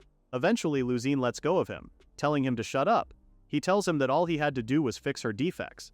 Luzine begins to walk out of the workshop, but he stops at the door and with one last glare at Lyle, he warns him that should he happen to fail, Luzine would break him so badly he would never walk again. Lyle stares at the door as Luzine makes no other move, dumbfounded by the threat, before he hears someone quietly apologize to him. Looking back to Rina, he finds her bowing deeply to him. She apologizes on Luzine's behalf and for his rude behavior. Turning back to face Lyle, Luzine asks if he was willing to accept the request. Lyle is quiet for a moment before he agrees to take on the job. Later that night, Rina sits on Lyle's workbench in her inner garments as Lyle checks for what needs to be repaired. Lyle is amazed at the incredible craftsmanship. It was no wonder that Rina could be mistaken for a human. He wonders if she had any artificial nerves similar to a human body. If Lyle made a single mistake, she would stop working completely. He voices his disbelief out loud, much to Rina's confusion. Lyle asks again if Luzine was the one who made Rina, to which she confirms. She explains that although she had no accurate memory of it, when she first booted up, Luzine was the only person around. He even did all the maintenance work alone too. She's quiet for a moment before she adds that Luzine added some kind of function to her every time he performed a maintenance check. As a result, she became able to move to that degree. Lyle stares at Rina in wonder. She was an automaton with an appearance and bodily functions practically indistinguishable from a real human. It was almost as if Luzine was trying to create an actual person. Lyle couldn't help but wonder why in the world he made her. Suddenly, Rina broke into a small smile as she fondly said that Luzine was a truly kind person. Lyle looks up at her, rather surprised. Rina says that to Luzine she was nothing more than an assistant. If she eventually broke, he could simply make a new automaton. However, whenever she reported a malfunction, he desperately seemed to want to fix her. Lyle couldn't help but think that something was definitely different about Rina. It was hard to believe at first, but she had something that normal automatons definitely didn't have. Besides, Lyle remembers that Luzine had built such an intricate automaton himself and had repeatedly repaired her on his own. Lyle couldn't figure out why Luzine would suddenly ask a stranger like him to do the repairs. Seeing Lyle suddenly go quiet, deep in thought, Rina calls out to him. Lyle decides to ask his question. Later on in the night, Lyle makes his way into Luzine's workshop. Just as he was about to enter, another man quickly came rushing out of the door. From inside the workshop, Luzine's voice bellows at the man, telling him not to mess with him. He demands to know what problems the man had with his repairs before warning him never to come back there. Luzine calls the man an absolute amateur for good measure. When he's done losing his temper, Lyle reluctantly enters the room. Luzine is surprised to see him, his hand raised to throw a wine bottle at him, thinking he was the man from before. Casting his gaze over the room, Lyle notes that more wine bottles were scattered everywhere. Luzine tells him to grab a seat anywhere he wanted and Lyle softly agrees. However, he covers his nose as the room reeked of alcohol. Sitting down at his workbench, Luzine asks Lyle if Rina could be fixed. With the topic out in the open, Lyle asks him why he entrusted Rina to him. Luzine tells Lyle not to answer a question with another question. He asks if Lyle came all that way just to whine to him. Lyle explains that it was just incredibly strange to him. Luzine clearly possessed highly advanced skills that he didn't have. In fact, Luzine might be the only one who had the skills to create Rina and make her as close to human as possible. To create an automaton so human-like was impossible, even with alchemy. Even though Luzine had such amazing skills, Luzine asked Lyle instead to repair her. He asks him for the reason. Luzine asks if Lyle really came all that way just to ask such a nonsensical question. He says that Lyle should have just kept quiet and done his job. Pointing to his eyes, Luzine says that he was slowly losing his sight. Lyle is shocked. Luzine explains that it may be the cheap alcohol or his age, but his vision had been slowly deteriorating for quite some time now. Because of that, he couldn't even work properly. Rubbing his head with a heavy sigh, Luzine says that was why there was nothing more he could do for her. Lyle realizes that that was the honest reason Luzine came to him for help. Luzine continues, saying that he was an old man without much left. Rina could never grow old. He made her completely out of his own self-satisfaction, so it worried him to death to leave her alone from now on. Lyle is confused about what he meant about making Rina because of his own self-satisfaction. He asks Luzine why he made her in the first place. Luzine admits that it was really because of a ridiculous story. A while back he admits that he had a daughter. He tells the story of how he had used to come home to a daughter named Rina. Rina always welcomed him with a bright smile on her face, arms wide open. He'd always ask how she was feeling and apologizes he couldn't be there with her. However, her bright smile still on her face, Rina would thank him for the medicine he gave her that provided her with a lot of energy. She would sit on the bed and thank him for working hard every day for her. She reassures him that even without a mother, she was happy just having Luzine around as a father. Luzine is touched by her words. Rina reassures him as well that she would get better quickly and work a whole lot to make things easier for him. That way she would be there for him forever. Speechless, Luzine would only be able to thank her. However, one day Luzine came back home excitedly. He apologized again for arriving late. He lowered the groceries he had on hand at the dining table as he told her about his day. Luzine said that he might actually get a big request from a noble soon. If the job went well, he would get a lump sum of money. He turned to her with a bright grin at the idea that they would be able to buy her better medicine and she would surely get better. Luzine approached the bed at Rina's continued silence. There on the bed lay Rina's limp body. Taking off his cloak, Luzine called out to her. He asked her what was wrong. He tried enticing her with her favorite stew, saying that if she didn't wake up soon he would end up eating it all. He forced her to sit up, her limp body barely stabilizing. He continued to call out to her, but as he carried her on his lap, cradling her close to him, Luzine began to sob. He begged her to answer him, only to receive no response. Finishing recounting his story to Lyle, Luzine silently stood up. Lyle slowly asks if that was the reason he decided to make Rina. Luzine just says that Lyle could laugh if he wanted to laugh. The idea of a stubborn and domineering man creating a doll that looked like his daughter just to distract himself from his loneliness was something Luzine truly thought ridiculous. But Lyle didn't laugh. All he could think was how he never thought Luzine could have such a past. But remembering the angered response Luzine had when Lyle first touched Rina, Lyle didn't think that it was right that Luzine had just made Rina to distract himself from the death of his daughter. Luzine suddenly says that he had talked too much and it was time for him to head home. Before he could head out, however, Lyle calls out to him again. Lyle tells Luzine that he would take responsibility and repair Rina as quickly as possible. However, for that purpose, he needed to know the design Luzine used to create her. With that, he should be able to fix her a day sooner. Luzine watched as Lyle bowed deeply, begging him to comply with his request. Luzine smirks, calling him an idiot. Luzine pours himself another glass of wine, saying that Lyle probably just wanted information on Rina too. After all, Luzine was the only one in the country who could make something like her. He tells Lyle that he had asked out of pure desperation, but even if he told him how to do it, it would take months to fix Rina. He implies that by the time she was fixed, he would most likely be gone already. Having heard enough, Lyle raises his voice and says that Luzine's choice was no good, especially as he was saying that he was giving up and things would just end as is. Lyle promises him that neither he nor Rina would be gone by the end. It was a thought that came to him when he saw how much Luzine cared for his daughter and Rina. Lyle says that to Luzine, Rina must also be his precious daughter. A parent and child should be together until the very end, so he believed that they should be smiling together. Luzine is unable to say anything coherent in front of Lyle's steady gaze. Lyle says that it would be too late once Luzine started regretting things. Since he had already lost someone precious to him, Lyle was sure Luzine understood what he was saying. Having had enough of Lyle's pestering, Luzine says that he understood. He agrees to hand over Rina's blueprints over to Lyle. Quickly turning away, Luzine comments that he thought Lyle was just some regular youngster, however he ended up being more. Lyle smiles, pleased by the outcome of their conversation. Time passes and Lyle is finishing up his work on Rina. As he tests out her arm, Lyle notes that there should be no more problems. Rina raises her arm and comments that Lyle was a wonderful repairman. However, he disagrees, saying that it was all thanks to the blueprints that were provided to him. It was a structure with quite strong peculiarities. Lyle was glad that once he understood the logic of how it worked, he was able to work without any problems from there. Lyle says that Luzine, Rina's father, was truly the amazing one. Rina is struck silent for a moment. She eventually lowers her head and agrees that to her, Luzine was definitely that kind of presence. Confused by her words, Lyle asks her what was wrong. Rina asks him to listen for a moment. She begins to say that Luzine was a truly kind person. He was clumsy, scary-looking, and had a rough temper. It constantly caused misunderstandings, but he treated her with great care regardless. Yet at the same time, he treated her as a replacement for his daughter. She was well aware of that fact too. After all, she had seen the photograph of his family long before. That was why every time her body experienced an error, he desperately tried to fix her. It was just like how a parent desperately tried to cure their child's cold. She clenched her fists over her lap and asked Lyle if she was truly able to stay close to Luzine's heart in that way. After all, she was merely nothing more than a mechanical doll. No matter how much she cared for him, she had no means to convey it or connect their hearts. Lyle's eyes are wide as he is finally sure of Rena's current state. Rena asks what she should do, but Lyle smiles at her brightly, saying that it would all be fine. She's confused by his reaction, but Lyle just gives her an idea on how to convey her feelings to Luzane. Meanwhile, somewhere in town, a pair of women are concerned over a stranger, asking if they were okay. The stranger turned out to be Luzane, who was struggling to walk. He laughed pathetically at himself, calling himself a fool as he leaned on a wall. He was always like that, clumsy no matter what he did, stubborn and failing each time.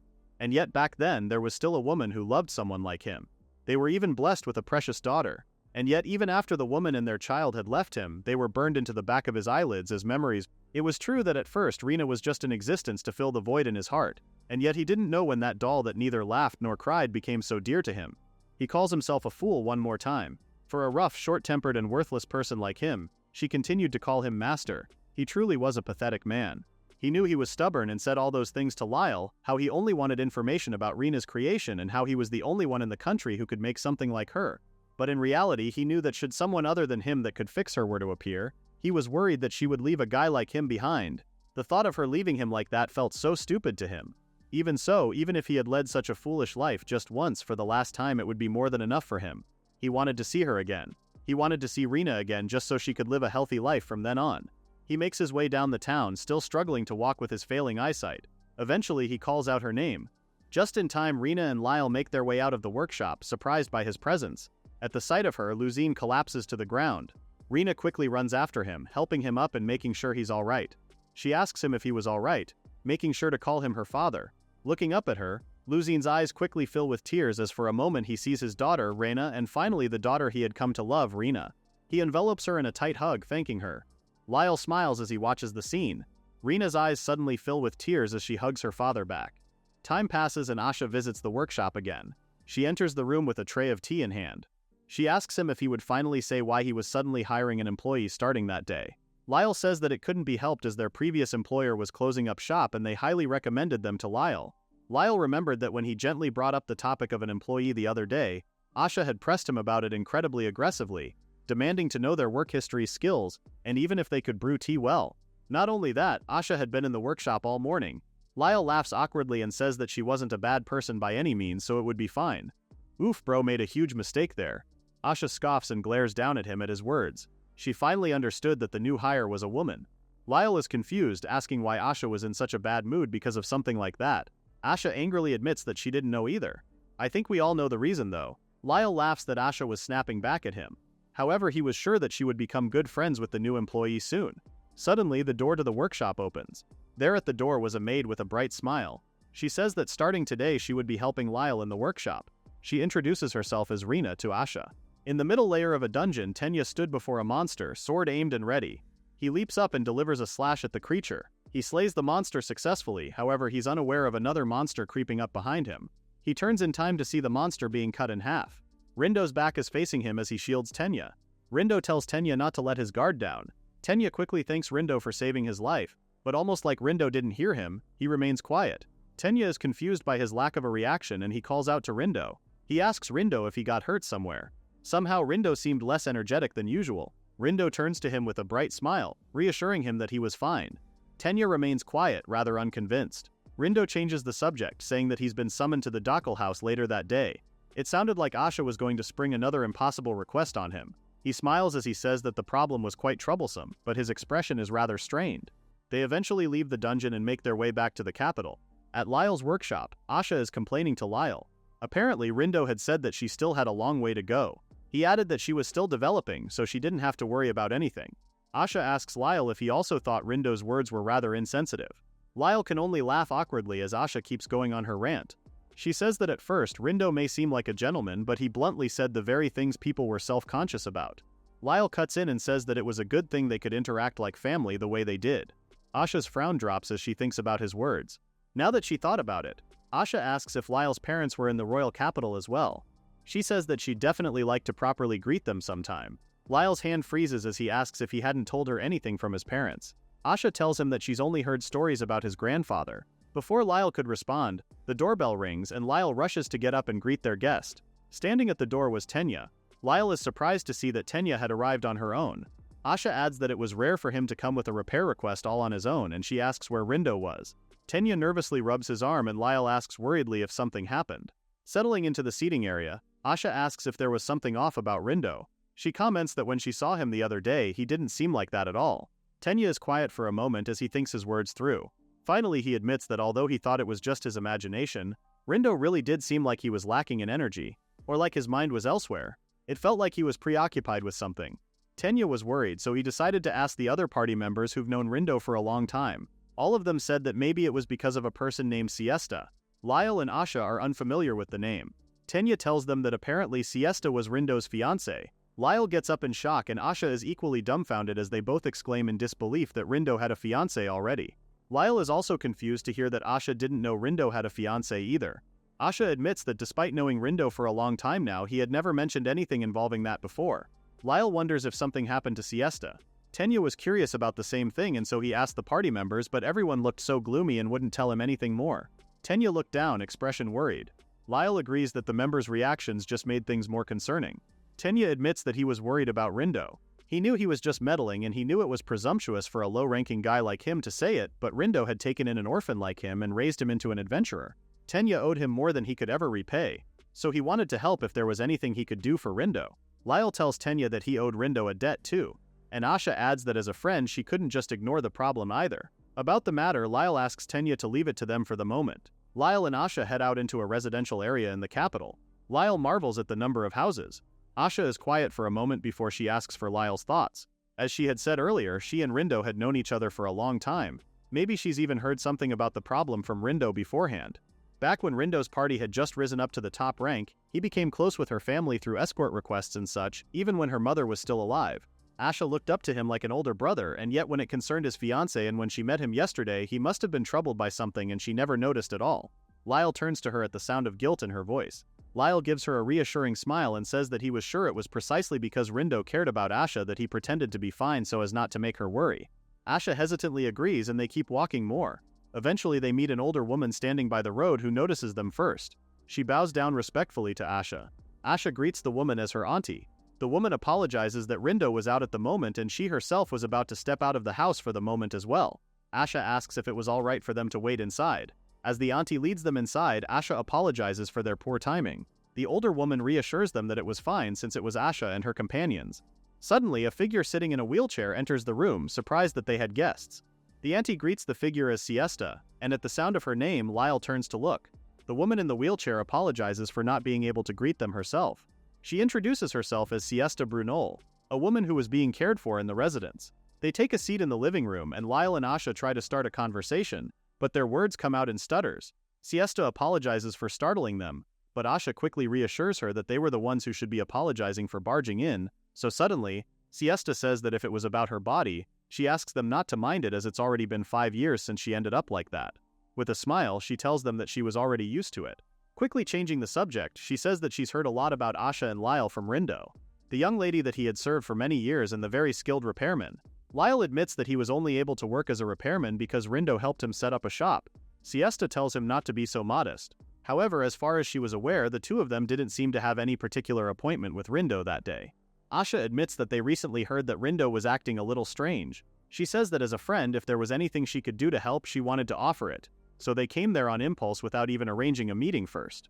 Siesta looks down, a sad smile on her face. She says that even though she's been with him for many years, she couldn't even notice that something had changed with him. Turning back to them, she says that it was probably because of her. Asha is confused and concerned. Siesta is quiet for a moment before she decides to explain herself. Originally, she was in the same party as Lindo. She admired him when he was just starting to make a name for himself as an adventurer, and that was what led her to join the same party. At first, they were just fellow frontliners and rivals. They clashed often, but before long, those feelings turned into admiration and then even something more. She recounts their story to Lyle and Asha. When they were younger, Siesta had approached Lindo at some point, and excitedly said that if they cleared the quest for the next day, they would become the SSS-ranked party of their dreams. It would be completely uncharted territory for them. Lindo says that it's been a long road for them to arrive where they were, but he says that it was all thanks to Siesta. Lindo smiles at her brightly, making her blush furiously. Their conversation is interrupted when someone calls out to them. One of their party members grins at them deviously, saying that the two of them were showing off again. He laughs and suggests that they should just get married already. Siesta exclaims in embarrassment. telling him to knock it off. The boy asks them not to be too lovey-dovey during the quest, and Siesta continues to deny it. Rindo watches them with a fond smile. Later on at the beach, Rindo apologizes to Siesta for calling her out so late. Siesta reassures him that it was fine. She asks if he wanted to talk about their battle strategy for the next day. However, Rindo only comments that it's already been 2 years since they met. Siesta's smile drops as she listens to him. Rindo continues to say that as an adventurer and as a person he had grown tremendously, and he believed without a doubt what it was because he met Siesta. Siesta asks what's gotten into him all of a sudden. Instead, Rindo apologizes and says that he really was just a coward. His back turned to her, he says that when he was standing in front of the woman he loved, he became incredibly indecisive. He was probably afraid that he might lose her. Siesta asks what he meant, still at a loss. Rindo finally turns to face her and says that that was exactly why he didn't want to lose her. Kneeling down in front of her, he says that he wanted her to stay by his side forever. He wanted to cherish her even more than he had until now. Softly calling out to her, he asks her to let him protect her until his life comes to an end. He takes her left hand and slips a ring into her ring finger. Rindo asks for her answer. Siesta's face flushes red before she softly agrees. Sobbing through a happy smile, she reassures him that she agreed. The day of their quest arrives. While in the middle of a fight, Siesta's party members remind her to not go too far forward. Siesta agrees as she charges in. She casts a glance to her left hand where her engagement ring sat. She still couldn't quite believe that she was really going to become Rindo's fiancé.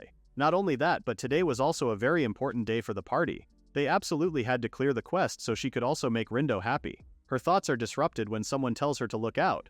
She sees a large clawed hand coming towards her, but it was too late and everything went black. A little while later, Siesta wakes up to find herself in a room. She was lying down on a bed and turned to the side to find Rindo sleeping. Her memories slowly come back to her. She remembered being attacked by a monster. However, as she tried to get up, she realized she couldn't put strength into her left hand. Siesta completely sits up, her face frozen in shock. At her sudden movements, Rindo wakes up. He smiles, glad that she was awake, but Siesta doesn't take notice of him. She couldn't believe it. She holds on to the stump of her left shoulder where her left arm used to be. She looked down to see that her left leg was also gone. She wails in disbelief, asking what happened.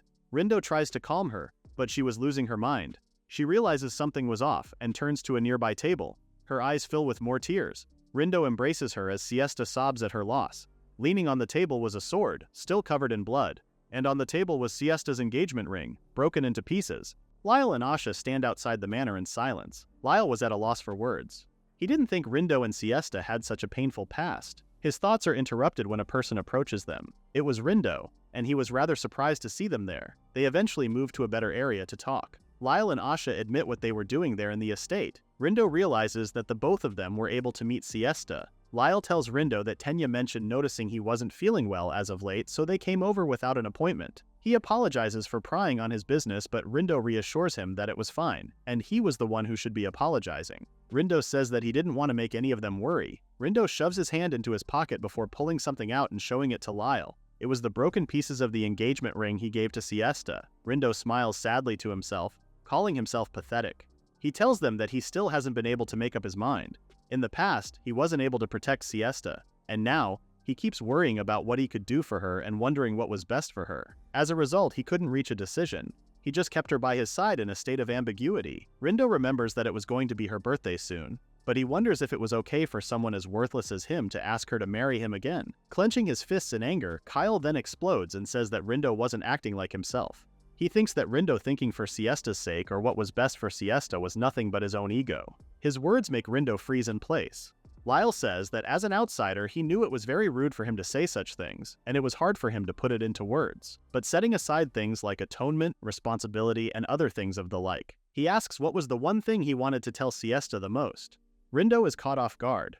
Rindo looks away, not quite answering. Finally having enough of staying quiet, Asha stands with a resigned sigh. She says that men truly were so indecisive at moments like that. She turns to Rindo and says that since she and Lyle were his friends, this was exactly the moment where he should consult them. But that wasn't the only thing. She casts a glance at Lyle, much to his confusion. Asha points out that Lyle was right there with him, the one and only greatest repairman. She winks at Lyle and Lyle returns the gesture with a smile. Time passes and Lyle eventually tells Rindo's story to Luzane. Luzane understands that Lyle was going to need a prosthetic arm and leg. Lyle adds that they needed one where the parts could be moved freely. He requests Luzane to teach him how to make the prosthetics. Lyle knew that repairing Siesta's engagement ring wasn't that difficult. The most important part was Siesta's body, which she had lost. Luzane grumbles in annoyance, saying that the shop was already closed for the day. Lyle apologizes to him. He admits that he could only think of Luzane to rely on for this particular problem. Luzane pauses for a moment before asking if Lyle really wanted to save Siesta. With full determination and without hesitation, Lyle says yes. Luzane says that he didn't have any reason to refuse, but there was one more problem. He explains that while her body was a problem, the trickier part would be her own feelings. Even if there was something they truly wished for, humans were the type of creatures who couldn't express it honestly. Luzane admits that he's felt the same painful feelings himself. However, a twisted person like her was out of the question. Luzane says that kind people like Siesta were likely the ones suffering the most. He tells a surprised Lyle that they had to untangle those feelings first. Back at his workshop, Lyle thinks about Luzane's words about untangling Siesta's suffering.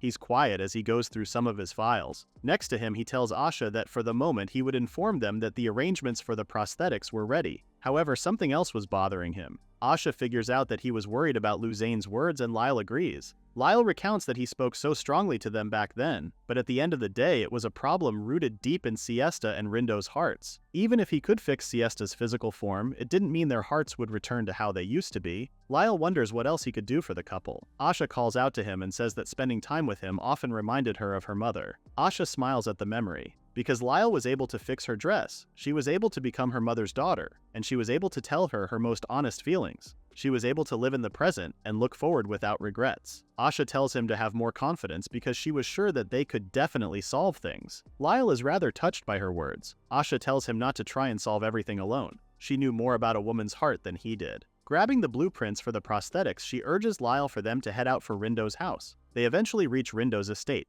Knocking on the door, Lyle is confused to find no one answering. Rindo had told them that he would be at home that day, but no one opened the door. Suddenly, they hear someone shout to Siesta from inside. The voice demands to know what Siesta was saying all of a sudden. Lyle and Asha flinch in shock. They immediately burst into the house to make sure everything was okay. Someone says that they have had enough and orders the person to just leave them alone. In the living room, Rindo and Siesta are arguing loudly. Rindo tells Siesta that he couldn't leave her alone. Siesta yells back for Rindo to stop, finishing their conversation by saying that she had nothing more to say. Lyle and Asha burst into the room. Lyle is the first one to approach them. He asks what happened to them both and tells them to calm down. Rindo flinches in surprise, not quite expecting Lyle to step in. Their conversation is cut short as Siesta starts to sob into her hands. Asha and Lyle freeze. Rindo informs them that he talked to Siesta about repairing the engagement ring, but she suddenly said she was leaving. Lyle suddenly turns when Asha calls out to him. She was kneeling by Siesta's wheelchair. She apologizes in advance and asks him to take Rindo outside for the moment. Both Lyle and Rindo are confused, but with complete determination she asks them to leave things to her. Later on, with Lyle and Rindo out the room and Siesta having calmed down, she apologizes for showing such a pathetic side to her. Asha reassures her to think nothing of it. Clenching her fists tightly, Siesta hesitantly says that she was already fine. She believed that if she chose to stay with Rindo, she would just make him unhappy. Asha tries to stop her, but Siesta continues. She explains that her body couldn't have children anymore. Rindo loved children and she couldn't do something like steal a dream like that from him. Asha is struck silent. Holding onto her stomach, she says that she was happy, quite more than enough, up until that moment. The time she spent with him in the party and their time as lovers until now. All of those moments. She loved him. She loved him more than anyone in the world. But for his life from now on, she didn't want to make him carry a burden like her, which was exactly why she was making the decision. But before she could continue spiraling, Asha engulfs her in a hug. Asha tells her that she was mistaken, although Siesta had said it was for Rindo's sake. She points out that Rindo's feelings weren't included in the decision. She asks if that was what Siesta truly wanted. Siesta starts to shake as she forces herself to admit her answer. Sobbing again, she says that if Rindo wasn't happy, then she couldn't be happy herself. Asha smiles. She tells Siesta that if that was the case, then there was no need to hold back anymore. Siesta is confused. Asha tells her something her mother told her before she passed. Miranda had once asked her husband if he was happy being married to someone as sickly as her. Her husband and Asha's father had said that just being able to walk through life with Miranda was enough to fulfill him and make the world look bright. Asha held on to Siesta's hands to comfort her. Asha's father had told Miranda that even if hardships came their way, there was nothing they couldn't overcome as long as they were together. Placing a hand on Siesta's shoulder, Asha tells her that she believes she should be more honest with her own feelings. She smiles warmly and brightly at Siesta. Their conversation is interrupted when the door swings open and someone calls out to Siesta. Lindo walks in, Lyle following close behind. Lindo immediately kneels in front of her and says that his greatest happiness relied only on one thing. He apologizes for keeping her waiting for so long and letting himself be pampered by her kindness. Lindo says that his greatest happiness was being with her. He gently takes her hand again. Again, he asks her if she would live the rest of her life with him. Siesta wholeheartedly says yes. Time passes and Asha is dressed formally in front of a church. With her hands pressed to her chest, she expresses her anxiety to Lyle. He laughs, asking why she was getting all stiff. Asha defends herself, saying that today was a special day. She suddenly points out that Lyle hadn't slept for the past few days, making Lyle's eyes widen in surprise. Lyle admits that she had caught him red-handed. Asha says that it was very obvious. Even if it was to make it in time for that day, she warns him about ruining his health all for nothing. Lyle smiles at Asha and thanks her for everything. He says that he couldn't have fulfilled the request without her. Asha's face flushes at his compliments. Their conversation is cut short when Tenya arrives, saying that the event was about to begin. Lyle later on finds himself clapping his hands, a pleased smile on his face as he watches the scene from the sidelines. He knew that although there had been many hardships ahead, surely they weren't things that couldn't be overcome. Even if it was painful, they should be able to walk forward. The church doors swing open and a man and a woman stand at the entrance. Lyle, Asha, and Tenya watch with excitement, and behind them is an adventurer's party. Lyle knew that if the couple were together, they would be able to move into the future. Lindo turns to Siesta, holding out his hand to her. Standing beside him with her new prosthetic limbs, Siesta smiles at her husband brightly and she takes his hand. Another day in the workshop begins and a new customer enters with a wrapped object in hand. Lyle greets the man, but he quickly apologizes. The workshop was currently overwhelmed with requests. Lyle asks the man if he would be able to wait for a while. The man grins at him and reassures him that it would be fine since the workshop had the best craftsmanship in the royal capital. Lyle can only manage a bashful laugh in response. Suddenly someone calls out to him. It was Rena. She tells him that she would handle the shop so he could return to doing his work. He thanks her, saying that that would help him a lot. He takes his current project and makes his way to his atelier. As he does his work, he recounts how fast time has passed. It had already been a month since Lindo and Siesta's wedding. The shop had gotten more customers than before and each day passed in the blink of an eye. Even so, he thought that they were still only halfway into reaching their goals. He had to keep pushing himself harder. He lifts the rusted sword in hand carefully. Suddenly, the door to his workshop opens. A boy stands at the doorway asking if he was Lyle. Lyle turns to him confused. Telling him his identity, the boy quickly strides up to him, introducing himself as Korn. He immediately pleads with Lyle. Korn wanted Lyle to make him his apprentice. Lyle gapes at the boy in shock. Some time passes and they move to a sitting area to speak more openly. Lyle serves the boy some tea, but Korn looks determined and focused on his goal. Sitting across from him, Lyle thinks on how Korn wants to be an apprentice. He asks Korn why he wanted to be Lyle's apprentice in the first place. Korn says that there was something he must absolutely fix. Lyle offers to fix it for him, but he's quickly cut off. He flinches as Korn yells that that wouldn't work. He grits his teeth as he tells Lyle that it had no meaning unless he personally fixed the item himself. He pleads with Lyle again to make him his apprentice. Lyle stares at Korn for a moment in his stiff posture. His hands were on his lap, clenched tightly as he waited and hoped for Lyle's answer. Lyle eventually smiled and agreed. Korn's eyes shot open at his response. Lyle says that although he didn't know how much help he could be, he asks if Korn could help with the work he does starting that day. Time passes and eventually Korn starts working for the shop. As Korn helps with a project in the atelier, Asha peeks in the open doorway and asks Lyle who was standing beside her if he was the boy everyone was talking about. Lyle asks her to try and get along with him, and Asha agrees, but she comments that Korn was rather intense. She says that Korn was completely single-minded. She adds that he wasn't especially skilled with his hands, but he had been working the way he was non-stop since the first day he arrived. Lyle says that Korn should be able to master the basics soon enough. Asha asks if everything was truly alright with Lyle. She points out that Lyle taking in an apprentice wasn't really what he wanted. Lyle smiles and admits that he felt like Korn resembled him in some way. But more than anything, he was completely serious in his work. Lyle says that he wanted to believe in Korn. Asha smiles at Lyle. Encouraged by his words, she approaches Korn and suggests that they take a break and have some tea together. Korn doesn't respond to her. Thinking he didn't hear her, she comes closer and tries to start a conversation again. She tries to repeatedly call out to Korn, asking if he could hear her. Korn grits his teeth, steadily getting angrier, until finally having enough, he turns to her and says that she was annoying. Asha freezes. Even Lyle flinches in shock, completely caught off guard. He couldn't process what Korn had said, but Korn kept going.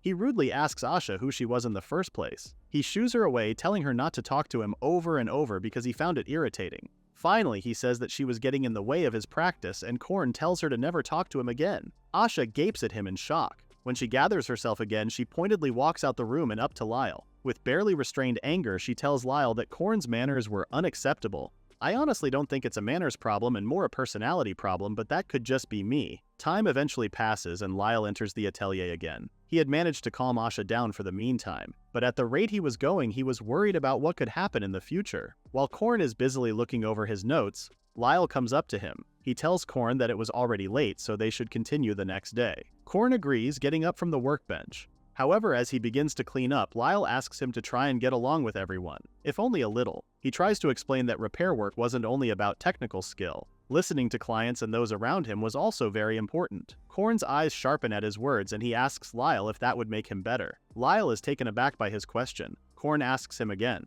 would his repair skills improve if he got alone with all of them? Leaving behind Lyle, he says that he didn't need anything unrelated and he just wanted to improve his skills as quickly as possible. Lyle watches him go and leave the workshop without another glance. He wonders why Korn seemed to be in such a hurry to learn. Time passes and Lyle trembles as he looks over a map in his hands. No matter how many times he looked, there was no mistake. He looked up to find a completely empty lot where there was supposed to be a house. It was the address Korn had given him when he was entrusted to look after him. He couldn't believe that it was completely false information. He sighs in resignation. Before asking about his situation, Lyle wanted to find his house first. More time passes as Lyle walks aimlessly around the neighborhood. 3 hours had passed since discovering that Korn had lied to him about where he lived, and he was already exhausted. As he thinks about talking to Korn directly the next day, he stops by a fenced house as he hears yelling come from inside. From his view by a window, he sees two figures in a heated conversation. One of them tells the other to stop already, but the other one continues to pressure them into listening to them. Quickly hiding behind the fenced shrubbery, Lyle realizes that one of the people inside was Korn. Lyle realizes Korn was talking to his mother when Korn asks her to listen to him one more time. Korn's mother yells back, saying that she already told him over and over. She didn't want to see a certain man again anymore. She says that just seeing his face reminded her of their older days. Korn agrees, saying that he saw where she was coming from, but still he urges her to come home to his father one more time. Instead, Korn's mother says that she had no plans of ever seeing him again. Korn's face flushes with desperation as he calls out to her again. He clenches his trembling fists as the room is overtaken by their sudden silence. Unable to say anything else, Korn makes a run for it back into the woods. He doesn't even notice Lyle hiding in the bushes. Lyle honestly felt bad for prying into Korn's situation, but now that he came that far, he knew he couldn't just leave things be. He quickly goes after Korn. He eventually finds himself standing before a house and comes to the conclusion that he was at Korn's true home address. Lyle knocks at the door and an older gentleman answers the door. He asks who Lyle was and if he was Korn's friend. Lyle stutters over his words as he tells him that he wasn't, but he's immediately cut off by Korn's voice, demanding to know what he was doing there. Lyle tries to explain himself, but Korn is enraged.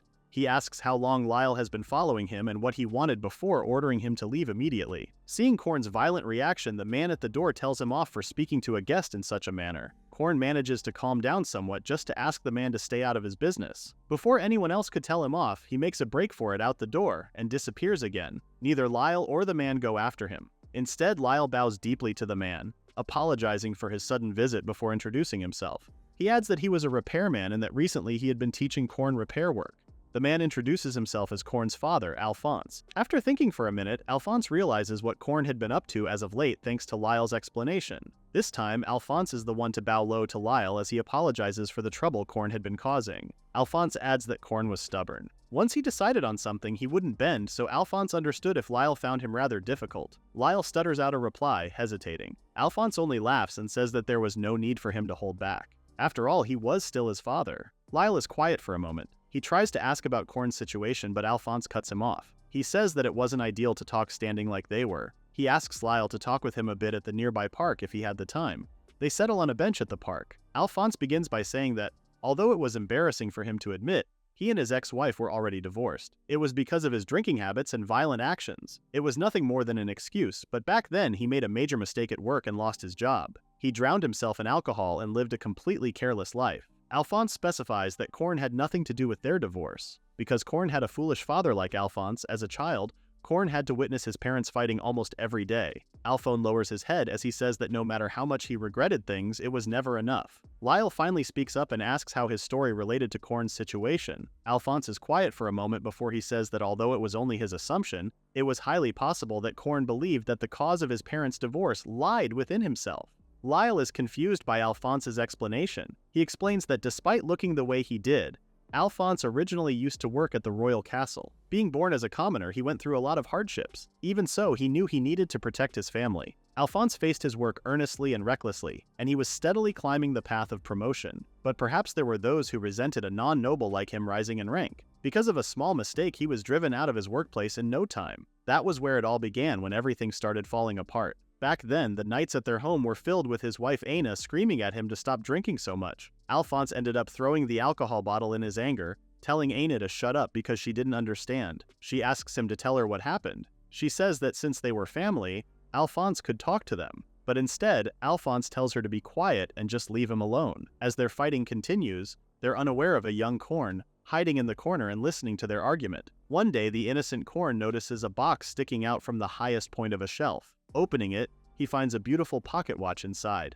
However, as he tries to take it out from the box, the chair he was standing on wobbles in place from his shifting weight. He accidentally lets go of the box and it falls to the ground, both box and watch in hand. The pocket watch is completely ruined, the glass shattered and the cover detached. Because of the noise, his father walks into the room to find him still standing on the chair and the broken watch on the ground below him. Alphonse darkly asks what he was doing. In a panic, Corn apologizes for ruining the watch. But suddenly, Alphonse grabs his wrist and yanks him forward in anger. He yells at Corn again, demanding to know what he was doing. Corn shrieks and flinches in fear. Alphonse glares down at him, and in fear, Corn begins to sob out loud. At the commotion, Anna bursts into the room in a frenzy. She finds the scene of Alphonse roughly holding onto Corn, her son crying, and the broken pocket watch on the ground. In the present, Alphonse explains to Lyle that the silver watch was a memento from his wife. Although it was a little embarrassing to admit, he says that it was something he gave her when they got engaged. He used to say rather cheesy lines to her. Back then, he had said that like the pocket watch, they should continue to count happy moments together. Alphonse gripped his sleeves tighter as he called himself a fool. He knew now that he should have relied on his family more. He kept wondering why he did something like that. But no matter how much he regretted it every day, it was never enough. Alphonse says that what Corn most likely wanted to be fixed was the silver watch. Lyle is left deep in thought. He remembers his first conversation with Corn when he asked to be an apprentice. Corn had mistakenly believed that he was the cause of the discord between his parents. In other words, the reason he stubbornly sought only repair skills was his want to restore the bond of his family. Lyle's expression turns into a small frown. In his head, he sees his father yelling at his grandfather back in the atelier. How his father had walked out, leaving his grandfather alone. And at the very end of it all, Lyle was left crying alone in front of a grave without his family ever reconciling. He's knocked out of his thoughts when someone calls out his name. Alphonse asks him what was wrong since he didn't look so well. Lyle reassures him that he was fine. Getting his bearings together, he asks Alphonse one more thing. Lyle asks for Alphonse's opinions about one more thing. Time passes. Back in their household, Corn looks up as someone enters his room. He's surprised to see Lyle standing by the doorway. He asks what he wanted and why he was still there. Lyle says that he asked a favor from Alphonse. He wanted to talk to Corn alone. He asks if he could sit next to Corn on the floor. Corn gives him a go-ahead and Lyle takes a seat. Lyle starts off by saying that he heard about everything from his parents. Corn says that he knew the truth too. He knows he wasn't the direct cause of his parents' divorce. The reason his dad and mom fought before eventually splitting wasn't just because he broke the watch. He knew that even before that, their relationship had already been getting worse. However, Corn admits that it still hurts no matter what, it just hurt him. Burying his face in his crossed arms, he says that he just wanted all of them to stay together. Their family falling apart was unbearably painful. Corn clenched his fist over his sleeve. Lyle calls out to him before saying that time never went back. Corn turns to him, expression confused. Lyle continues to say that no matter what already happened couldn't be changed. No matter how much he wished, time kept moving forward regardless. Unless he was somehow a god, there was nothing anyone could do about it. Lyle eventually gets up and heads to the door. But before he could leave, he tells Corn to come by the shop again sometime. With that, Corn is left alone to his thoughts. Back in the workshop, Lyle tells Asha what happened and she comments that Lyle's words sounded unlike him, much to his shock. Asha says that from someone as exceptionally kind as him, she was expecting him to say something more comforting to Corn. Lyle is quiet for a moment before he says that he didn't think that someone should always give people the words they expect to hear. Asha asks him what he meant. Lyle says that in the end, the only thing a repairman could do was repair things. Sometimes that could serve to connect someone's memories, but in Corn's case, Lyle thinks it was different. Asha asks if he was talking about the issues with his heart. Lyle continues to say that Corn's situation was something that won't matter unless he took a step forward himself. Corn had to make a decision and act, and accept whatever results came from that. Asha worriedly says that that would surely come with pain. Lyle agrees that there will definitely be suffering to match, but he didn't know the right answer himself. However, if he was going to live facing forward, Lyle thinks Korn needed something else. Their conversation is cut short when the door to the workshop swings open. A boy stands in the doorway sweating and breathing heavily. It was Korn, and he asks Lyle what he should do if things couldn't be undone. Lyle smiles at the sight of him. Lyle says that he just had to move forward. Facing painful memories was very difficult. The fact that things happened could never be changed. Even so, Lyle tells him not to give up. Korn had to try to change what came next. Again, with determination in his eyes, Korn asks Lyle to teach him how to do just that. Lyle smiles again and says that they should move forward. Lyle thinks that all humans could do was struggle. Struggle and keep living in the present. Humans had to do everything they possibly could and face what was in front of them with sincerity. If they're able to change tomorrow, even if only a little, then it was a way forward. Lyle spent most of his days watching over Korn and guiding him as he got better and repairing. He eventually started working on the silver pocket watch with the skills he currently had. Given time, he restores the watch as if it was as good as new. Lyle smiles at Korn's progress. With Korn passed out on the table after his hard work, Lyle places a blanket over him. Time passes and Alphonse finds himself sitting at the park bench once more at night. He wonders to himself what Korn wanted. Korn had said he had something to talk about and called him out there so suddenly. However, as he's lost in thought, someone comes up to him. It was Aine, but she seemed just as surprised to see him there. Alphonse is shocked to see her, but Aine quickly looks away from him when he says her name. He quickly gathers himself and says that standing out there wasn't ideal, so he offers for them to talk for a little bit. Aine eventually takes a seat beside him and asks how Korn was doing. Alphonse tells her that he was doing well and even found what he wanted to do now, training under Lyle as a repairman. Aine is glad to hear that Korn was fine and Alphonse agrees, but after a while Aine purses her lips into a frown. Alphonse freezes as she suddenly apologizes for how she was in the past. She says that even though she knew he was suffering at work, she only thought about herself and ran off without thinking about him or Korn. She didn't even try to listen to him properly. Alphonse immediately disagrees with her, saying that he was the one at fault. He bottled everything up and said terrible things to her, so she didn't have to feel guilty the way she did. Aine doesn't back down, arguing that she didn't think about Korn either. She only ran away and pushed all the responsibility onto him. Alphonse argues back that it was something that he should have carried anyway. Aine starts to cry, saying that she knew that Alphonse was a truly kind person. It was also the reason why even to that moment he was trying to carry everything alone like this. It was just the same thing as before. Their argument only ends when someone walks up to them. They whip their heads around as Korn says that they were both hurting all this time. Before his parents could say anything, Korn apologizes for making them wait for so long. He says that he tried his best, and although he knew things wouldn't go back to how they were, he still wanted them to move forward, even if it was just a little bit. It was something he learned from his master. Korn starts to cry as he says that he just wanted the two of them to be happy from now on. He pulls out the restored pocket watch from his pocket and presents it to them. Touched by his words and actions, Anna and Alphonse run up to Korn. They engulf one another into a hug. Meanwhile, back in the workshop, Lyle smiles up at the sky. He thinks the moon was beautiful that night. Another day in the workshop and Korn is once again passed out on his workbench. Seeing him, Asha reprimands Korn for letting himself get like that every single day. Lyle only laughs before covering Korn once again with a blanket, but he agrees with Asha's thoughts. Quickly changing the subject, Asha remembers that Fran had told her something. She said that there was a chance she may have another request for Lyle soon, which means it was actually a request from His Majesty the King. Lyle starts to sweat nervously at the idea. Internally, he thinks that although the king says things casually, it was actually a huge deal for someone like him. Last time it was a sacred text, but he was beginning to wonder if this time too it would be the restoration of some kind of historical artifact again. Just as he thinks so, he hears the front door to the shop open. He peeks out and greets the visitor. He finds a maid standing by the doorway. Asha seems to recognize the maid. At the sight of her, the maid bows low to Asha as well. She takes the initiative to introduce Lyle to the maid who was named Anise. She was Princess Fran's personal maid. Lyle introduces himself to Anise. She apologizes for troubling him when he was just about to close up shop.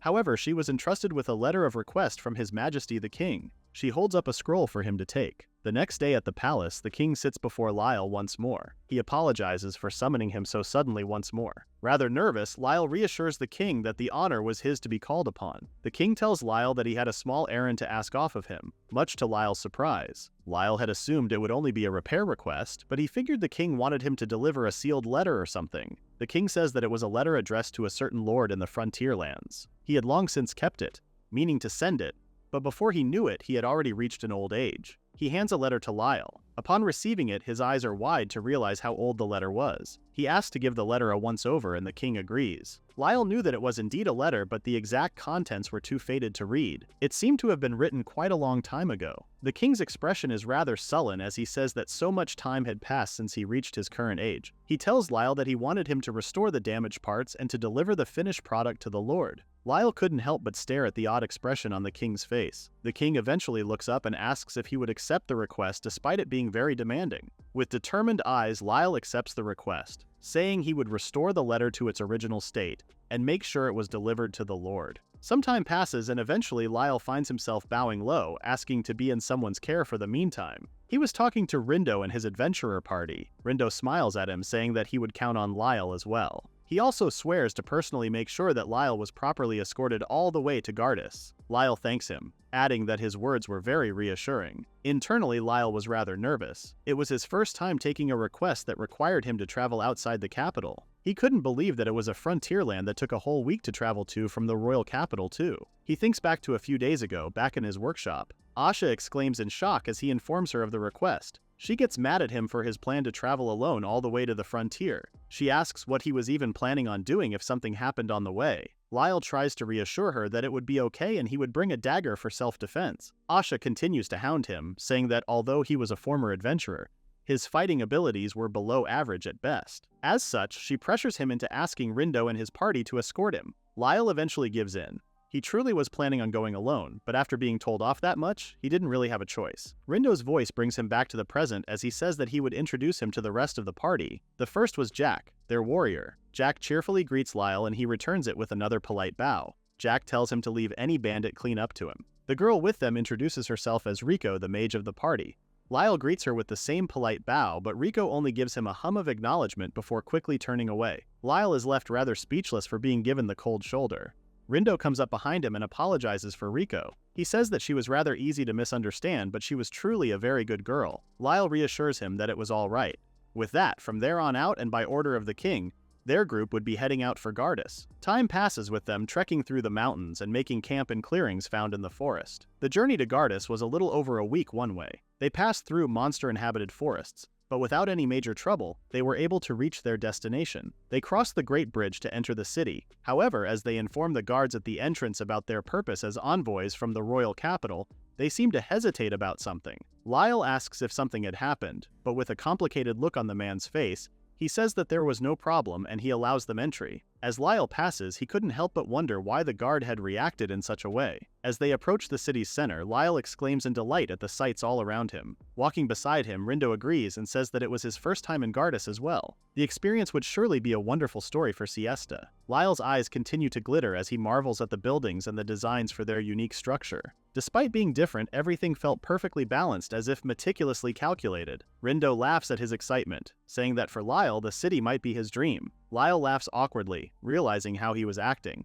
However, as he turns to face the rest of the group, he catches sight of two women. They looked to be residents of Gardas, but they were openly showing that they were staring at them and whispering in hushed voices. Lyle quickly turns to Lindo and voices out that he didn't feel like they were welcome in Gardas. Now that he thought about it, even the gatekeeper was the same way. He wonders if it was just rare to receive envoys from the royal capital. However, it appeared that trade there seemed active, and there should certainly be plenty of people coming and going. Jack approaches Lyle and says that rather than being unwelcome, it felt more like they were being treated as something rather troublesome. Lyle is rather confused and surprised. Jack explains that the important part was the fact that Lyle was an envoy from His Majesty the King. He asks how much Lyle knew about the request. He tells them how, according to the king, he wanted Lyle to restore the letter and deliver it to the frontier lord. Lyle adds that he could barely read the contents, but judging by the format, it seemed to be addressed to a close relative.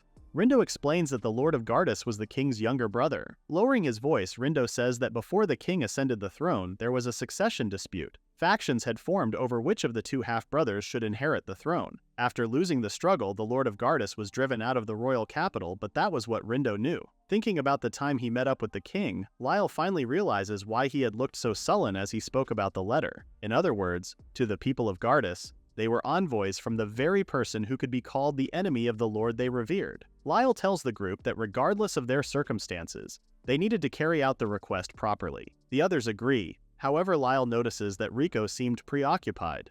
He calls out to her, asking if there was something wrong. Rico flinches at his question before gathering herself once more and reassuring him that it was nothing.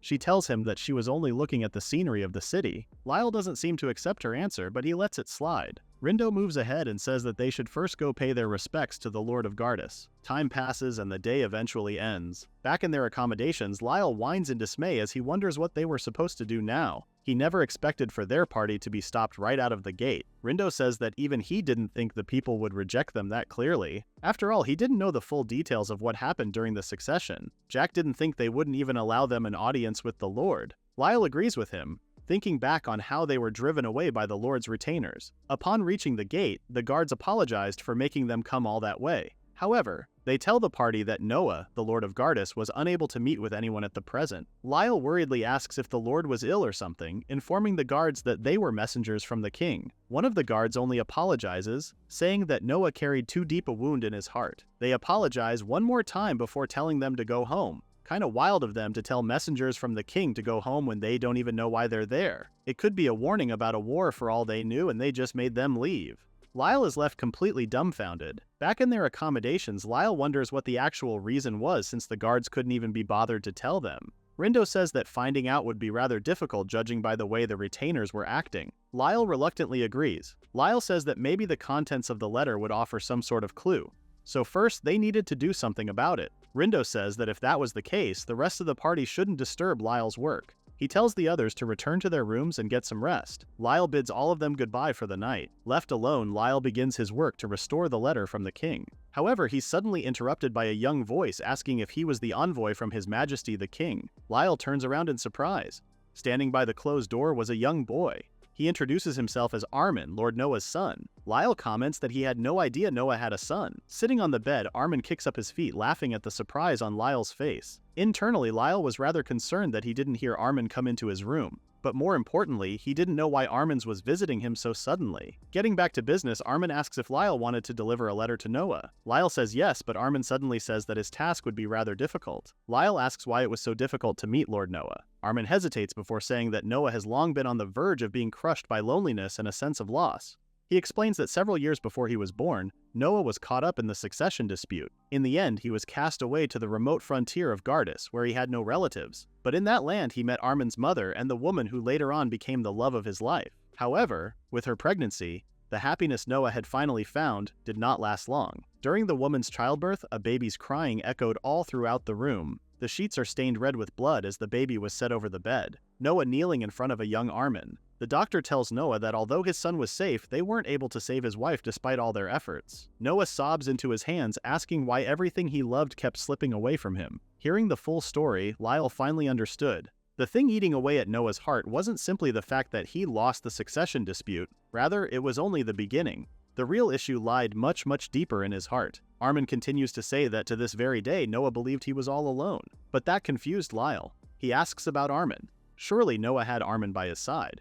After all, he came to see Lyle because he cared about his father. So things would be okay as long as he was there, but Armin quickly cuts him off. Armin jumps up from the bed, exclaiming that he just remembered that he had something to do. Lyle is shocked and confused, but Armin suddenly stops by the doorway. He turns to Lyle with a small smile and says that he was no good before leaving the room. Lyle tries to run after him, but when he reaches the corridor outside, it's completely empty. He didn't understand why Armin said he was no good. He didn't know why Noah felt so alone when Armin was still around. Suddenly, someone steps out from the darkness of the corridor and approaches Lyle.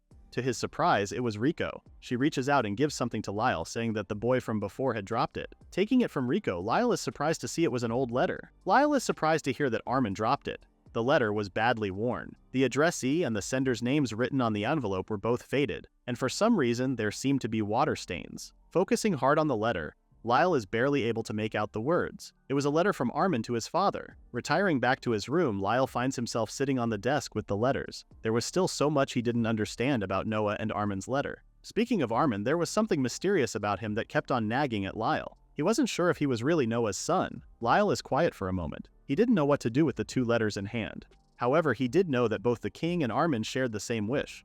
They wanted to convey something to Noah. They both wanted to somehow help Noah, who had shut himself away. Lyle finally makes his decision. He had to restore both of the letters. He quickly gets to work in restoring the letters.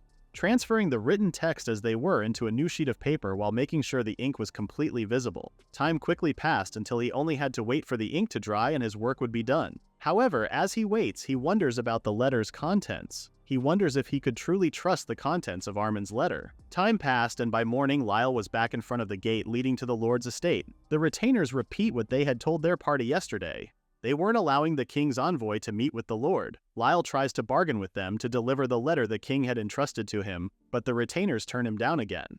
They bow to him deeply and say that they didn't want to burden Noah with any further distress. They ask him to leave one more time, and Lyle finally gives in. As he leaves the gates, he looks down at the letters in hand with concern. He knew he had to find some way to get the letters to Noah. At just that moment, someone bursts through the nearby bushes and calls out to him. Lyle turns to find Armin telling him to follow him. They end up on a rough animal trail.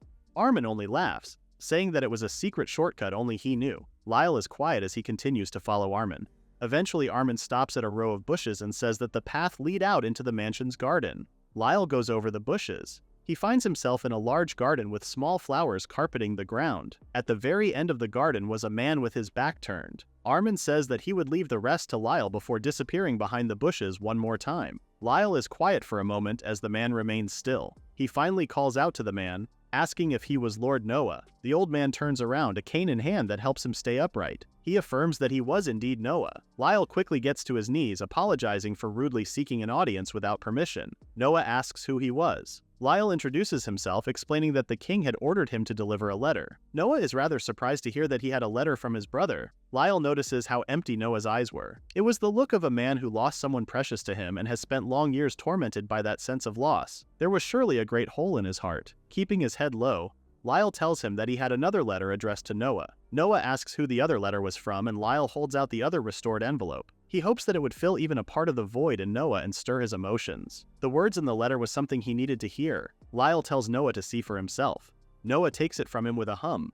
However, the moment his eyes land on the addressee, Noah's eyes widened in surprise. He gripped the letter in anger, demanding to know what kind of cruel joke he was pulling and which of his retainers asked him to do so. Lyle remains quiet as Noah tries to say what happened to Armin. Armin was frail from the moment he was born, yet despite such circumstances he never once uttered a word of complaint. Armin meant everything to Noah. He was the treasure his beloved wife entrusted to him after all, and so he poured all his love into raising him. Noah remembers once while they were spending time together, Armin had asked what sort of person his mother was like. Whenever Noah spoke to Armin about his wife, a warmth would bloom deep in his chest and his heart would grow calm. He admits it was truly nothing extraordinary, just a very gentle, peaceful time. He believed those moments would last forever. He believed that his time with Armin was heaven's reward to him for all the hardships they had endured. However, one day, Armin was bedridden. Despite Noah calling out to him over and over to wake up, Armin's eyes remained closed.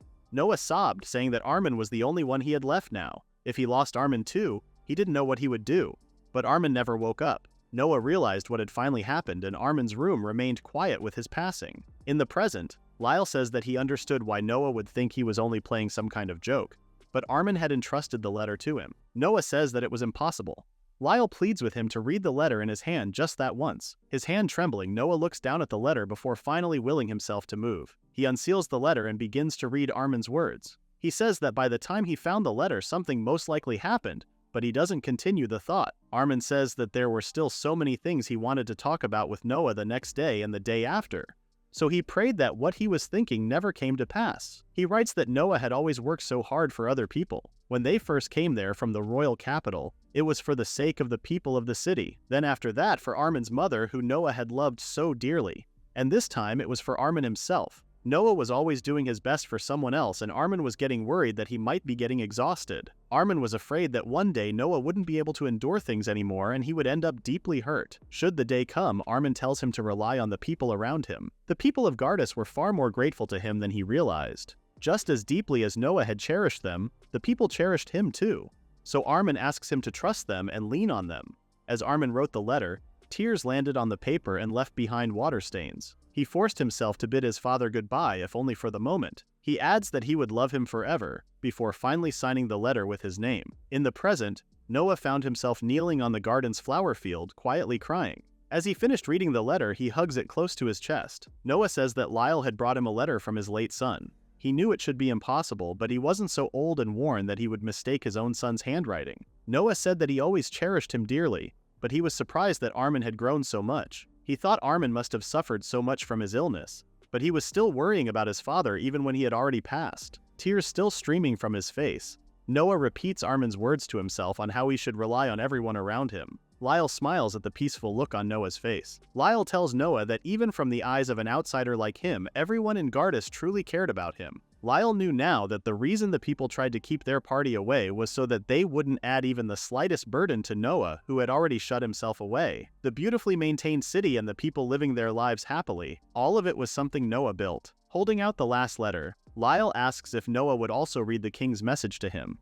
Noah takes it and starts to read. In it, the king wrote of his sorrow after having been forced to contend with Noah over the right of succession, his regret of what he had been powerless to change, and also that from now on and forever, Noah would always remain precious to him. Finishing the letter, Noah says that the king had regretted everything all that time despite Noah himself holding no resentment towards him. Lyle is rather surprised to hear that Noah felt no resentment at all. Noah says that even though they were torn apart by the storm of politics, the king and him were once very close. What the succession struggle truly changed was everything around them, especially Noah's mother and the king's mother. They were still so young back then that they had no say in anything, and neither of them could betray the women who had loved them so deeply. Noah says that he should have been the one to reach out first, but he let things remain as they were.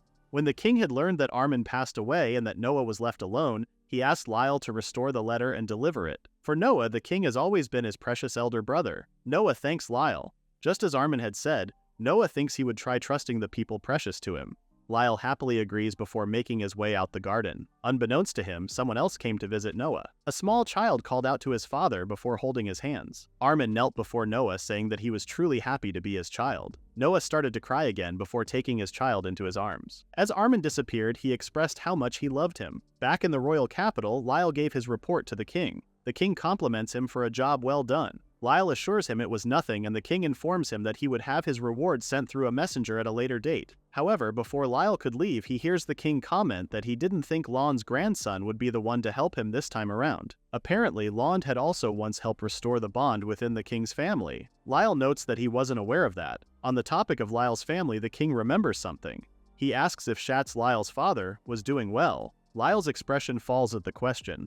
He clenches his fist before he smiles brightly and reassures the king that his father had not changed at all. 2 weeks after the audience with the king, summer was fast approaching in the kingdom. At the atelier, Asha was slumped over a desk, sweating profusely from the heat. Lyle lightly teases that she was melting impressively. Lyle asks if Rena was feeling okay. She says that since her body was mechanical in nature, there was no need for him to worry. However, she comments that being human was tough. Lyle admits that he was just wondering if the heat could cause a malfunction. But as expected of Luzane, Rena was completely fine. Speaking of Luzane, Rena remembered that he had told her he would like to visit the graveyard soon. Lyle remembers that it was already that time of the year. In the kingdom of Elta, it was customary for families to gather and visit graves at the start of summer. Since ancient times during that season, it was said that the ancestors would return to their graves. Lyle mindlessly tells himself that he should probably go greet his grandfather soon as well. However, just as he thinks so, he remembers his conversation with the king and how he had asked how Lyle's father was doing. Lyle doesn't realize he had zoned out until Rena was calling out to him, asking if he wanted her to prepare something cold for him. Lyle quickly picks himself back up and reassures her that he was fine. Their peaceful conversation is cut short when the door chimes open and Lyle welcomes their guests. An elderly couple excuses themselves as they enter the shop, asking if they were correctly in Lyle's workshop. Lyle leads them to the sitting room. The elderly couple told him that they needed grave repairs. Apparently, they managed graves on the outskirts of the royal capital. They were what people called gravekeepers. During the summer season, many people would come and clean the graves, but recently the number of adventurers' graves has increased. Along with it, there has been a rise in damage to the graves of those without relatives. The elderly woman says that they would like to pray for all the souls equally, but quite obviously they've grown quite old already. Lyle remembers that when he was an adventurer, he met many people who had no one left and had no choice but to become adventurers just to earn a living. He understands that was why the elderly male gravekeeper, Taik, had decided to ask Lyle for help. Taik admits that it was a rather embarrassing request to make from him. Lyle thinks about having to mourn those who had passed and finally accepts their request. A few days later in a certain graveyard, Lyle walks amongst the gravestones. There were quite a number of them needing some work. Crunching some numbers in his head, he comes to the conclusion that he would need to be prepared for about 2 weeks. As he continues to walk, he sees a familiar figure from behind. He quietly approaches Riko, asking if she was there to visit a grave. The girl flinches before she whips her head around, surprised to see Lyle. She was sweating bullets. Lyle bows his head to her, saying that they haven't seen each other since Gardas and it was already summer. He thanks her for her help back then. However, Riko nervously waves her hands around, reassuring him that it was nothing and she was there to visit a grave. Lyle looks up, rather confused to see the odd way she was acting. Their conversation is cut short when Take walks towards Lyle, already expecting his arrival. However, Take stops when he sees Riko, rather surprised that she came back. Riko looks away, a small frown on her lips. Lyle is surprised that they knew each other, and Take properly introduces Riko. Apparently, Riko was their daughter. However, Riko doesn't say anything, choosing to stare pointedly away with her fists clenched. Time passes and Lyle is hard at work. He lets out a sigh as he leans back from a gravestone he was working on. 4 days had already passed and he's only finished half of the needed repairs. More of them were neglected than he expected. Not only that, but most of them were adventurers. They were people who died helping others, yet remained in no one's memory. Lyle bowed his head low, praying for the dead. He looks up when he feels someone approaching. It was Take. Upon reaching Lyle, he bows his head low and thanks him for his help. Straightening back up, Take admits that things have just made him feel a little lonely, and it was reason enough for him to thank Lyle. Kneeling down beside a grave, Take places a hand over a broken gravestone. He says that the saddest thing for the dead was to be forgotten. However, as long as they remained in someone's memory, they would continue to live within that person's heart. That was why the gravekeepers took care of them the way they did. Lyle thinks about his words, how the saddest thing was to be forgotten. Lyle smiles and says that the work of a repairman and that of a gravekeeper were quite similar. Both preserve the things that connect people, and both were wonderful and honorable jobs. Take gapes at him for a moment before he bows to Lyle again, saying that his wife and Riko would be happy to hear his words. There's a pause before Lyle remembers that Riko hadn't come back to the graveyard since he last saw her, wondering if it was because of his presence. Take is silent for a moment, making Lyle scramble for an apology as he had said something unnecessary. Take reassures him that it wasn't his fault. Instead, he says that their profession, necromancer, was something that people tended to hate. Lyle is confused by the term. Take explains that for generations their family had been given the role of calming the spirits of the country, though their abilities don't quite match such a grand title. Lyle is rather caught off guard by the information. Take continues to say that people believe necromancers controlled the souls and bodies of the dead, but in reality, they only communicated with spirits and managed their remains. However, since the title of necromancer had spread first, they had become something unpleasant and even a target of scorn to the public. Because of that, it had become a burden for Riko as well. Lyle is quiet. He thought that Taik and his family's work was completely different from what people thought of, but surely people's perceptions weren't easy to change. Taik continues to say that that was why Lyle's earlier words had truly made him happy. He says that the reason Riko hadn't returned might be because she thought Lyle had found out her secret and one other thing. However, Take smiles and instead cuts off their conversation there since it was already getting late. Later that night, back in Rindo and Siesta's estate, Lyle asks Rindo the reason why she became an adventurer, despite knowing it was rather rude to ask. Rindo assumes that Lyle already knew about her family's profession as necromancers, and Lyle admits that he did. Siesta looks thoughtful for a moment. Finally, she says that although she knew that he wasn't the kind of person who carelessly interfered in other people's problems, she still wanted to respect her friend's secret as much as she trusted Lyle. With that said, she asks what he wanted to know. Lyle admits that he thinks he may have hurt her by finding out about her background. However, before he even knew about it, he was sure that he was helped by Riko's powers already. He always wondered why he saw Armin back in Gardas, but now he understood that Riko most likely connected him and Armin. Lyle tells them that even though Riko didn't want it to be known, she still used her power to fulfill the wishes of the dead. He really wanted to thank her no matter what. However, he knew that someone like Riko, who could sacrifice herself for others, might have become an adventurer now instead of a necromancer, for a different reason beyond just discrimination. Lyle couldn't help but think that Take didn't seem simply sad about being looked at with prejudice, but to him it felt more like regret. Rindo is silent for a moment as he watches Lyle. Finally, he says that he would tell Lyle, much to his surprise. Lyle thanks him for agreeing. Rindo explains that the bullying and harassment for being a necromancer was a daily occurrence for Riko when she was little. During that time, her older brother, Ryud, was the one who protected her. Back then, a younger Riko would hide in the bushes of the garden as she sobbed. Her brother Ryud would be the one to find her there. One time, Riko had thrown herself at her brother, crying. Ryud caught her, asking if something had happened to her again. Hugging Ryud, Riko admits that other children said that her family was strange, so they wouldn't let her join them. Ryud understood his sister, and to comfort her, he offered that she play with him instead. Riko happily agreed, but while they were playing, she noticed a bruise on his arm. Ryud told her that he had simply tripped somewhere nearby earlier that day. She asked if it hurt, but he reassured her that it didn't hurt at all. Amazed, Riko complimented Ryud for being so strong, making him smile. Later on, Riko happily paraded around a flower crown on her head that Ryud had made for her. She showed it to their mother, who complimented how lovely it looked. Their mother said that Ryud was truly kind and caring towards Riko. Taik adds that a big brother had to protect his little sister, and it wasn't enough to just be kind. He had to be strong too. Ryud subtly gripped his injured arm. However, he agreed with his father, saying that that was his plan since he was the big brother. He smiled, saying that he would do anything for Riko. But one day, Riko held up a book, asking Ryud to read her a certain picture book. From inside his room, Ryud failed to respond. Hearing nothing from him, Riko entered his room, calling out to him. She unceremoniously dropped the picture book in her hands.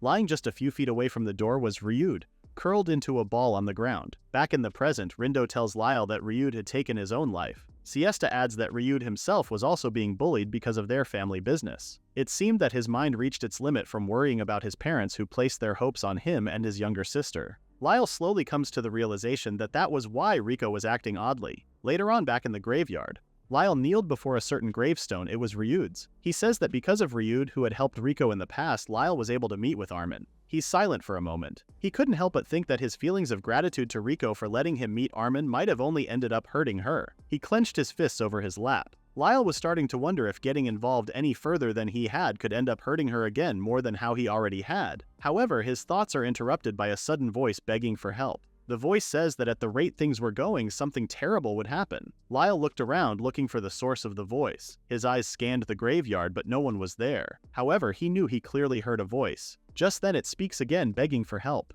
He turns to the gravestone he was just kneeling before earlier. The voice asks for him to bring their little sister Riko to the graveyard. Lyle realizes with a start that it was Ryud. He makes a run for it immediately. Lyle was no necromancer, so he couldn't communicate with the voice's owner. He didn't even know what kind of circumstances they were in or why he was able to hear it, but the voice just didn't sound desperate. It seemed to be filled with an overwhelming regret so deep he thought it was heartbreaking. Eventually reaching a house, he knocked on the door. A person swung open the door to see Lyle, who was breathing heavily from the run. The one who answered the door was Riko, quite surprised by his visit. Lyle apologizes for suddenly barging in, but Riko reassures him that it was fine and invites him inside. Sitting down at the dining area, Lyle admits to her that he heard about her brother's case. He apologizes and says that he had no intention of hurting her. Riko says that she didn't think he did it out of malice, so there was no reason for her to hold him responsible and he didn't have to worry. Lyle continues and says that although hearing Ryud's voice at the graveyard could have just been his imagination, he couldn't bring himself to just ignore it either. Riko is quiet for a moment, her face unreadable. Finally, Riko apologizes for making Lyle come all the way to her home. However, she says that the voice calling for her was probably just his imagination. Lyle is dumbstruck. Riko continues to say that since her brother died because of her, there was no way he would ever rely on her now. Even though Ryud was suffering himself, Riko knew he was burdened by her too. She says that if she wasn't around, then her brother could have lived more freely. Lyle tries to cut in, saying that that wasn't her fault, but Riko keeps going. She says that she saw it for herself. What she was saying wasn't merely a guess, but instead was written in the letter Ryud had left behind. In it, Ryud had said that no one would help him anyway. Riko clenched her fist over the blanket wrapped around her as she remembered. Even though Ryud was being bullied, Riko says that she never noticed her own brother's suffering. Back then, Riko knew he had already given up on her, and that was why he would never rely on her now in the present. She softly apologizes before telling Lyle to get out. Later that night, Lyle found himself sitting in one of the benches outside. He couldn't help but think how, in the end, he only ended up reopening Riko's wounds. His thoughts are interrupted when someone calls out to him. Lyle looks up. It was Jack, asking him what he was doing out there. Lyle tells Jack about his conversation with Riko, concluding to how she had said that there was no voice actually calling for her in the graveyard. Jack notices the defeated look on Lyle's face. He tells Lyle that what's done was done and he didn't have to worry about it, although he thinks that Riko was probably struggling with how she should face her older brother. Jack adds that Riko probably understood herself that she couldn't stay the way she was forever, especially since she was a kind person, but the problem was ultimately whether Riko could move on. Lyle is quiet for a second before he comments that Jack seemed to be watching Riko rather closely. Immediately, Jack's face bursts to red. He scrambles to say that it was just that they were comrades. Their conversation is cut short when someone frantically calls out to Lyle. It was Take, breathing heavily from running. Glad that he was able to find Lyle, he quickly informs him that the spirits of the graveyard were overflowing. Apparently, due to the poor management, communication with the spirits didn't go well and now they were coming out of their graves. At the current rate they were going, evil spirits would attack the royal capital. Lyle asks how they were going to stop them. All Take could think to do was ask for help from the adventurers. However, Lyle remembers Ryud's voice, calling out to Riko from the graveyard. Lyle tells Take that instead of adventurers, what they really needed was Riko's power. Take looked unsure about the plan. Jack gets up and tells Lyle to go get Lindo and he would go to Riko instead. However, he turns to Take and says that he was coming with him too. Take is surprised, but Jack says that it was time for him to face Riko properly. Jack says that he already knew she was shouldering responsibility, but Take still avoided her. He tells Take that he couldn't forgive him when he thinks about how Riko had suffered alone all this time. Just smiling and running away wouldn't solve anything. Take is quiet, but he nods in agreement, and together he and Jack make their way to Riko. Jack says that maybe it was better than reckless interference. Meanwhile, at Riko's home, she lays silently on her bed, staring blankly at nothing. She thinks of Ryud's last message, saying that no one would help him anyway. And then she thinks of Lyle's words, saying that he heard Ryud's voice asking him to bring Riko to the graveyard. Riko curls into herself further, hugging herself. She didn't know what she was supposed to do anymore. She knew that she had ended up wanting to seek salvation again, just like back then with her brother. She had always run away from the fact that she lost her brother and from her occupation as a necromancer. Becoming an adventurer and risking her life out in the front lines was both her form of atonement and an escape. If she kept fighting, if she kept putting herself in danger, she felt like she could someday go to her brother's side. But along the way, she ended up making companions. It was a single place where she would escape from sorrow and responsibility, even if only temporarily. She wanted to rely on them, but if she did do that again, she thought she would just be forcing her burdens onto them. Riko couldn't even imagine what would happen if they ended up giving up on her. She hugged herself even closer as she started to cry. Suddenly, there was a knock on her door. A voice called out to her, asking to come into her room. Meanwhile, at the graveyard, Lindo swung his sword at a ghostly figure. He tells Lyle to be careful. If he ended up touching the mist and got possessed, he would lose his sense of self. Tenya holds his own sword in front of him, but he was starting to worry that slashes didn't seem to work on the ghostly mists. Not only that, but they were the last line of defense from the spirits who were heading straight for the town. All Lyle could do was trust and wait for Jack to bring Riko there. Tenya panics as his back knocks against the graveyard entrance's gates, finding he couldn't go any further than he already had. Lyle wonders out loud if Riko would come, but Lindo reassures him that it would be okay, because Jack was the one who cared about her the most. Back in Riko's home, Jack and Take enter her room. She asks what he was doing there, but Jack says that he just suddenly wanted to see Riko. However, Riko frowns as she sees Take trying to make himself stand out less in the room. Riko says that if what Jack was saying was true, then he had the worst timing. But just by looking at his face, Riko could tell that it was something else. After all, even her father was there. Jack laughs, figuring that Riko wouldn't have bought the excuse in the first place. However, Riko pushes the pillow in her arms to Jack's chest, trying to keep him back. Riko says that she already told Lyle the same thing. It was her problem alone and she didn't want to see anyone at the moment. She begs Jack to go back, her hands shaking. Jack asks Riko if she had ever spoken to Ryud using the power of a necromancer. Riko kept her head down, not answering. Jack realizes that Riko couldn't bring herself to. Riko bit her lip before admitting that she was scared. Finally breaking down, she admits she was afraid that Ryud would directly tell her that he died because of her. Not only that, but she was also scared of relying on everyone. She says that if she relied on others again, pushed her problems onto them, made them suffer, and after all that only to get abandoned again. Jack frowns at her words before holding on to her hands. He hesitantly admits that he loved her. Riko's face flushes in confusion and she tells him not to mess around. However, Jack takes her into his arms and hugs her, saying that he was serious. He says that he was truly thinking about her. Jack tells her that keeping her feelings bottled up wasn't a good thing. Even now, until he had told her, it was obvious she didn't know. Jack tells her that she had to properly tell other people how she felt. Otherwise, it was the same as if it didn't exist. And no matter how much she thought about how other people saw her, she would never know for sure. As such, Jack asks her what was the feeling she truly wanted to convey. Riko sobs in Jack's arms as she thinks about his question. She finally hugs him back as she gives him her answer. Meanwhile, back in the graveyard, Tenya is all but pushed to the ground as they continue to try and hold off the spirits. Lyle shields Tenya best he can. He prays for Jack and Riko to arrive, and just in the nick of time, someone steps into the graveyard. Taya exclaims in shock to see that the spirits were retreating. Making her way into the graveyard was Riko, glowing with her abilities as a necromancer. Lindo smiles as he hears a familiar laugh.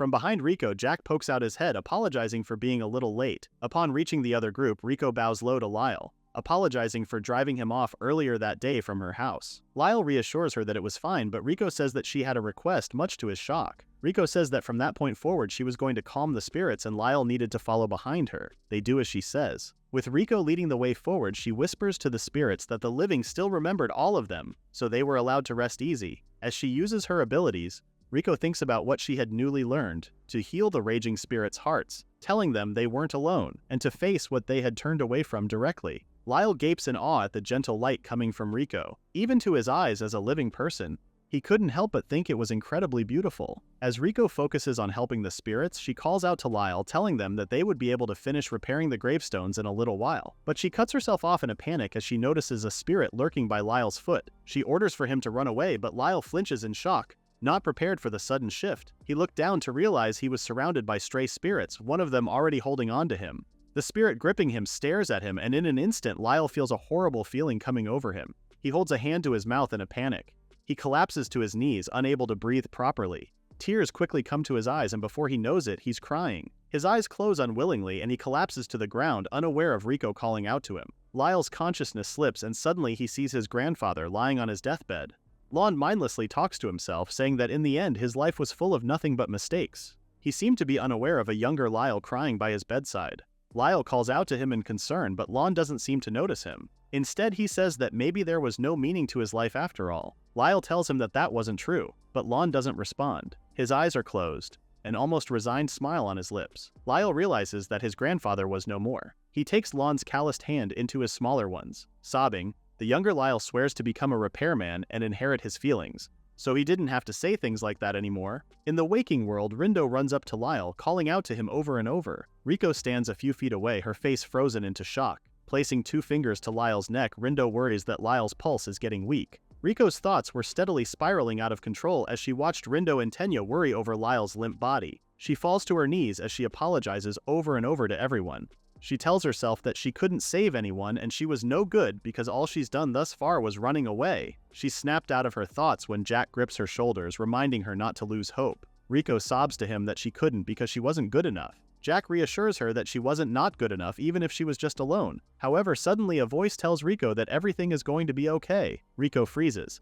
Jack turns, having heard the voice as well. A familiar figure smiles down at her from afar. Riko couldn't believe her eyes to see that it was her brother, Ryud. Ryud smiles at her before holding out a hand. Riko slowly creeps closer to where Ryud stood, close to Lyle's unconscious body. She hesitates for a second before taking Ryud's hand. Internally, all she can say is that she really was sorry to the very end. With both siblings kneeling over Lyle's body, they hold out their hands and use their abilities as necromancers. Riko casts a glance to her brother right beside her, who was smiling serenely. Finally, she says what she always wanted to say. For all the times he was with her, she wanted to thank him. Time passes and the graveyard is at peace once more. Lyle, fully healed, looks up as someone calls out to him asking if the grave repairs were all finished. Lyle stands up from his position and reassures her that the spirits could finally rest peacefully. Riko is glad to hear the news. Switching subjects, Riko smiles and says that the day they were attacked by the spirits, she was finally able to thank her brother. Not only that, but she was also finally able to talk slowly with her parents. Lyle smiles as he patiently listens to her. She recalls that because of Jack, she realized she had never properly thanked her brother. She admits that she was mistaken in thinking that he hated her. She simply ran away and ended up doing nothing. Smiling brightly at Lyle, Riko gives him a warm thank you as well. Lyle blushes, trying to turn down her words by saying that he just fainted and caused more trouble. The graveyard problem was resolved thanks to Riko after all, but Riko argues back that if he hadn't heard her brother's voice, she was sure nothing would have changed. Lyle looks down, rather unsure what to say to that. Riko says that she thinks Lyle was appreciated by many people. Lyle seemed unsure, but Riko doesn't take back her words. After all, Riko thinks that Lyle was someone who always faced every feeling sincerely. Lyle thinks about his belief in the way of being a repairman he had always aimed for. He knew he also had to convey his feelings. He looks up at Riko and offers a bright smile before thanking her in turn.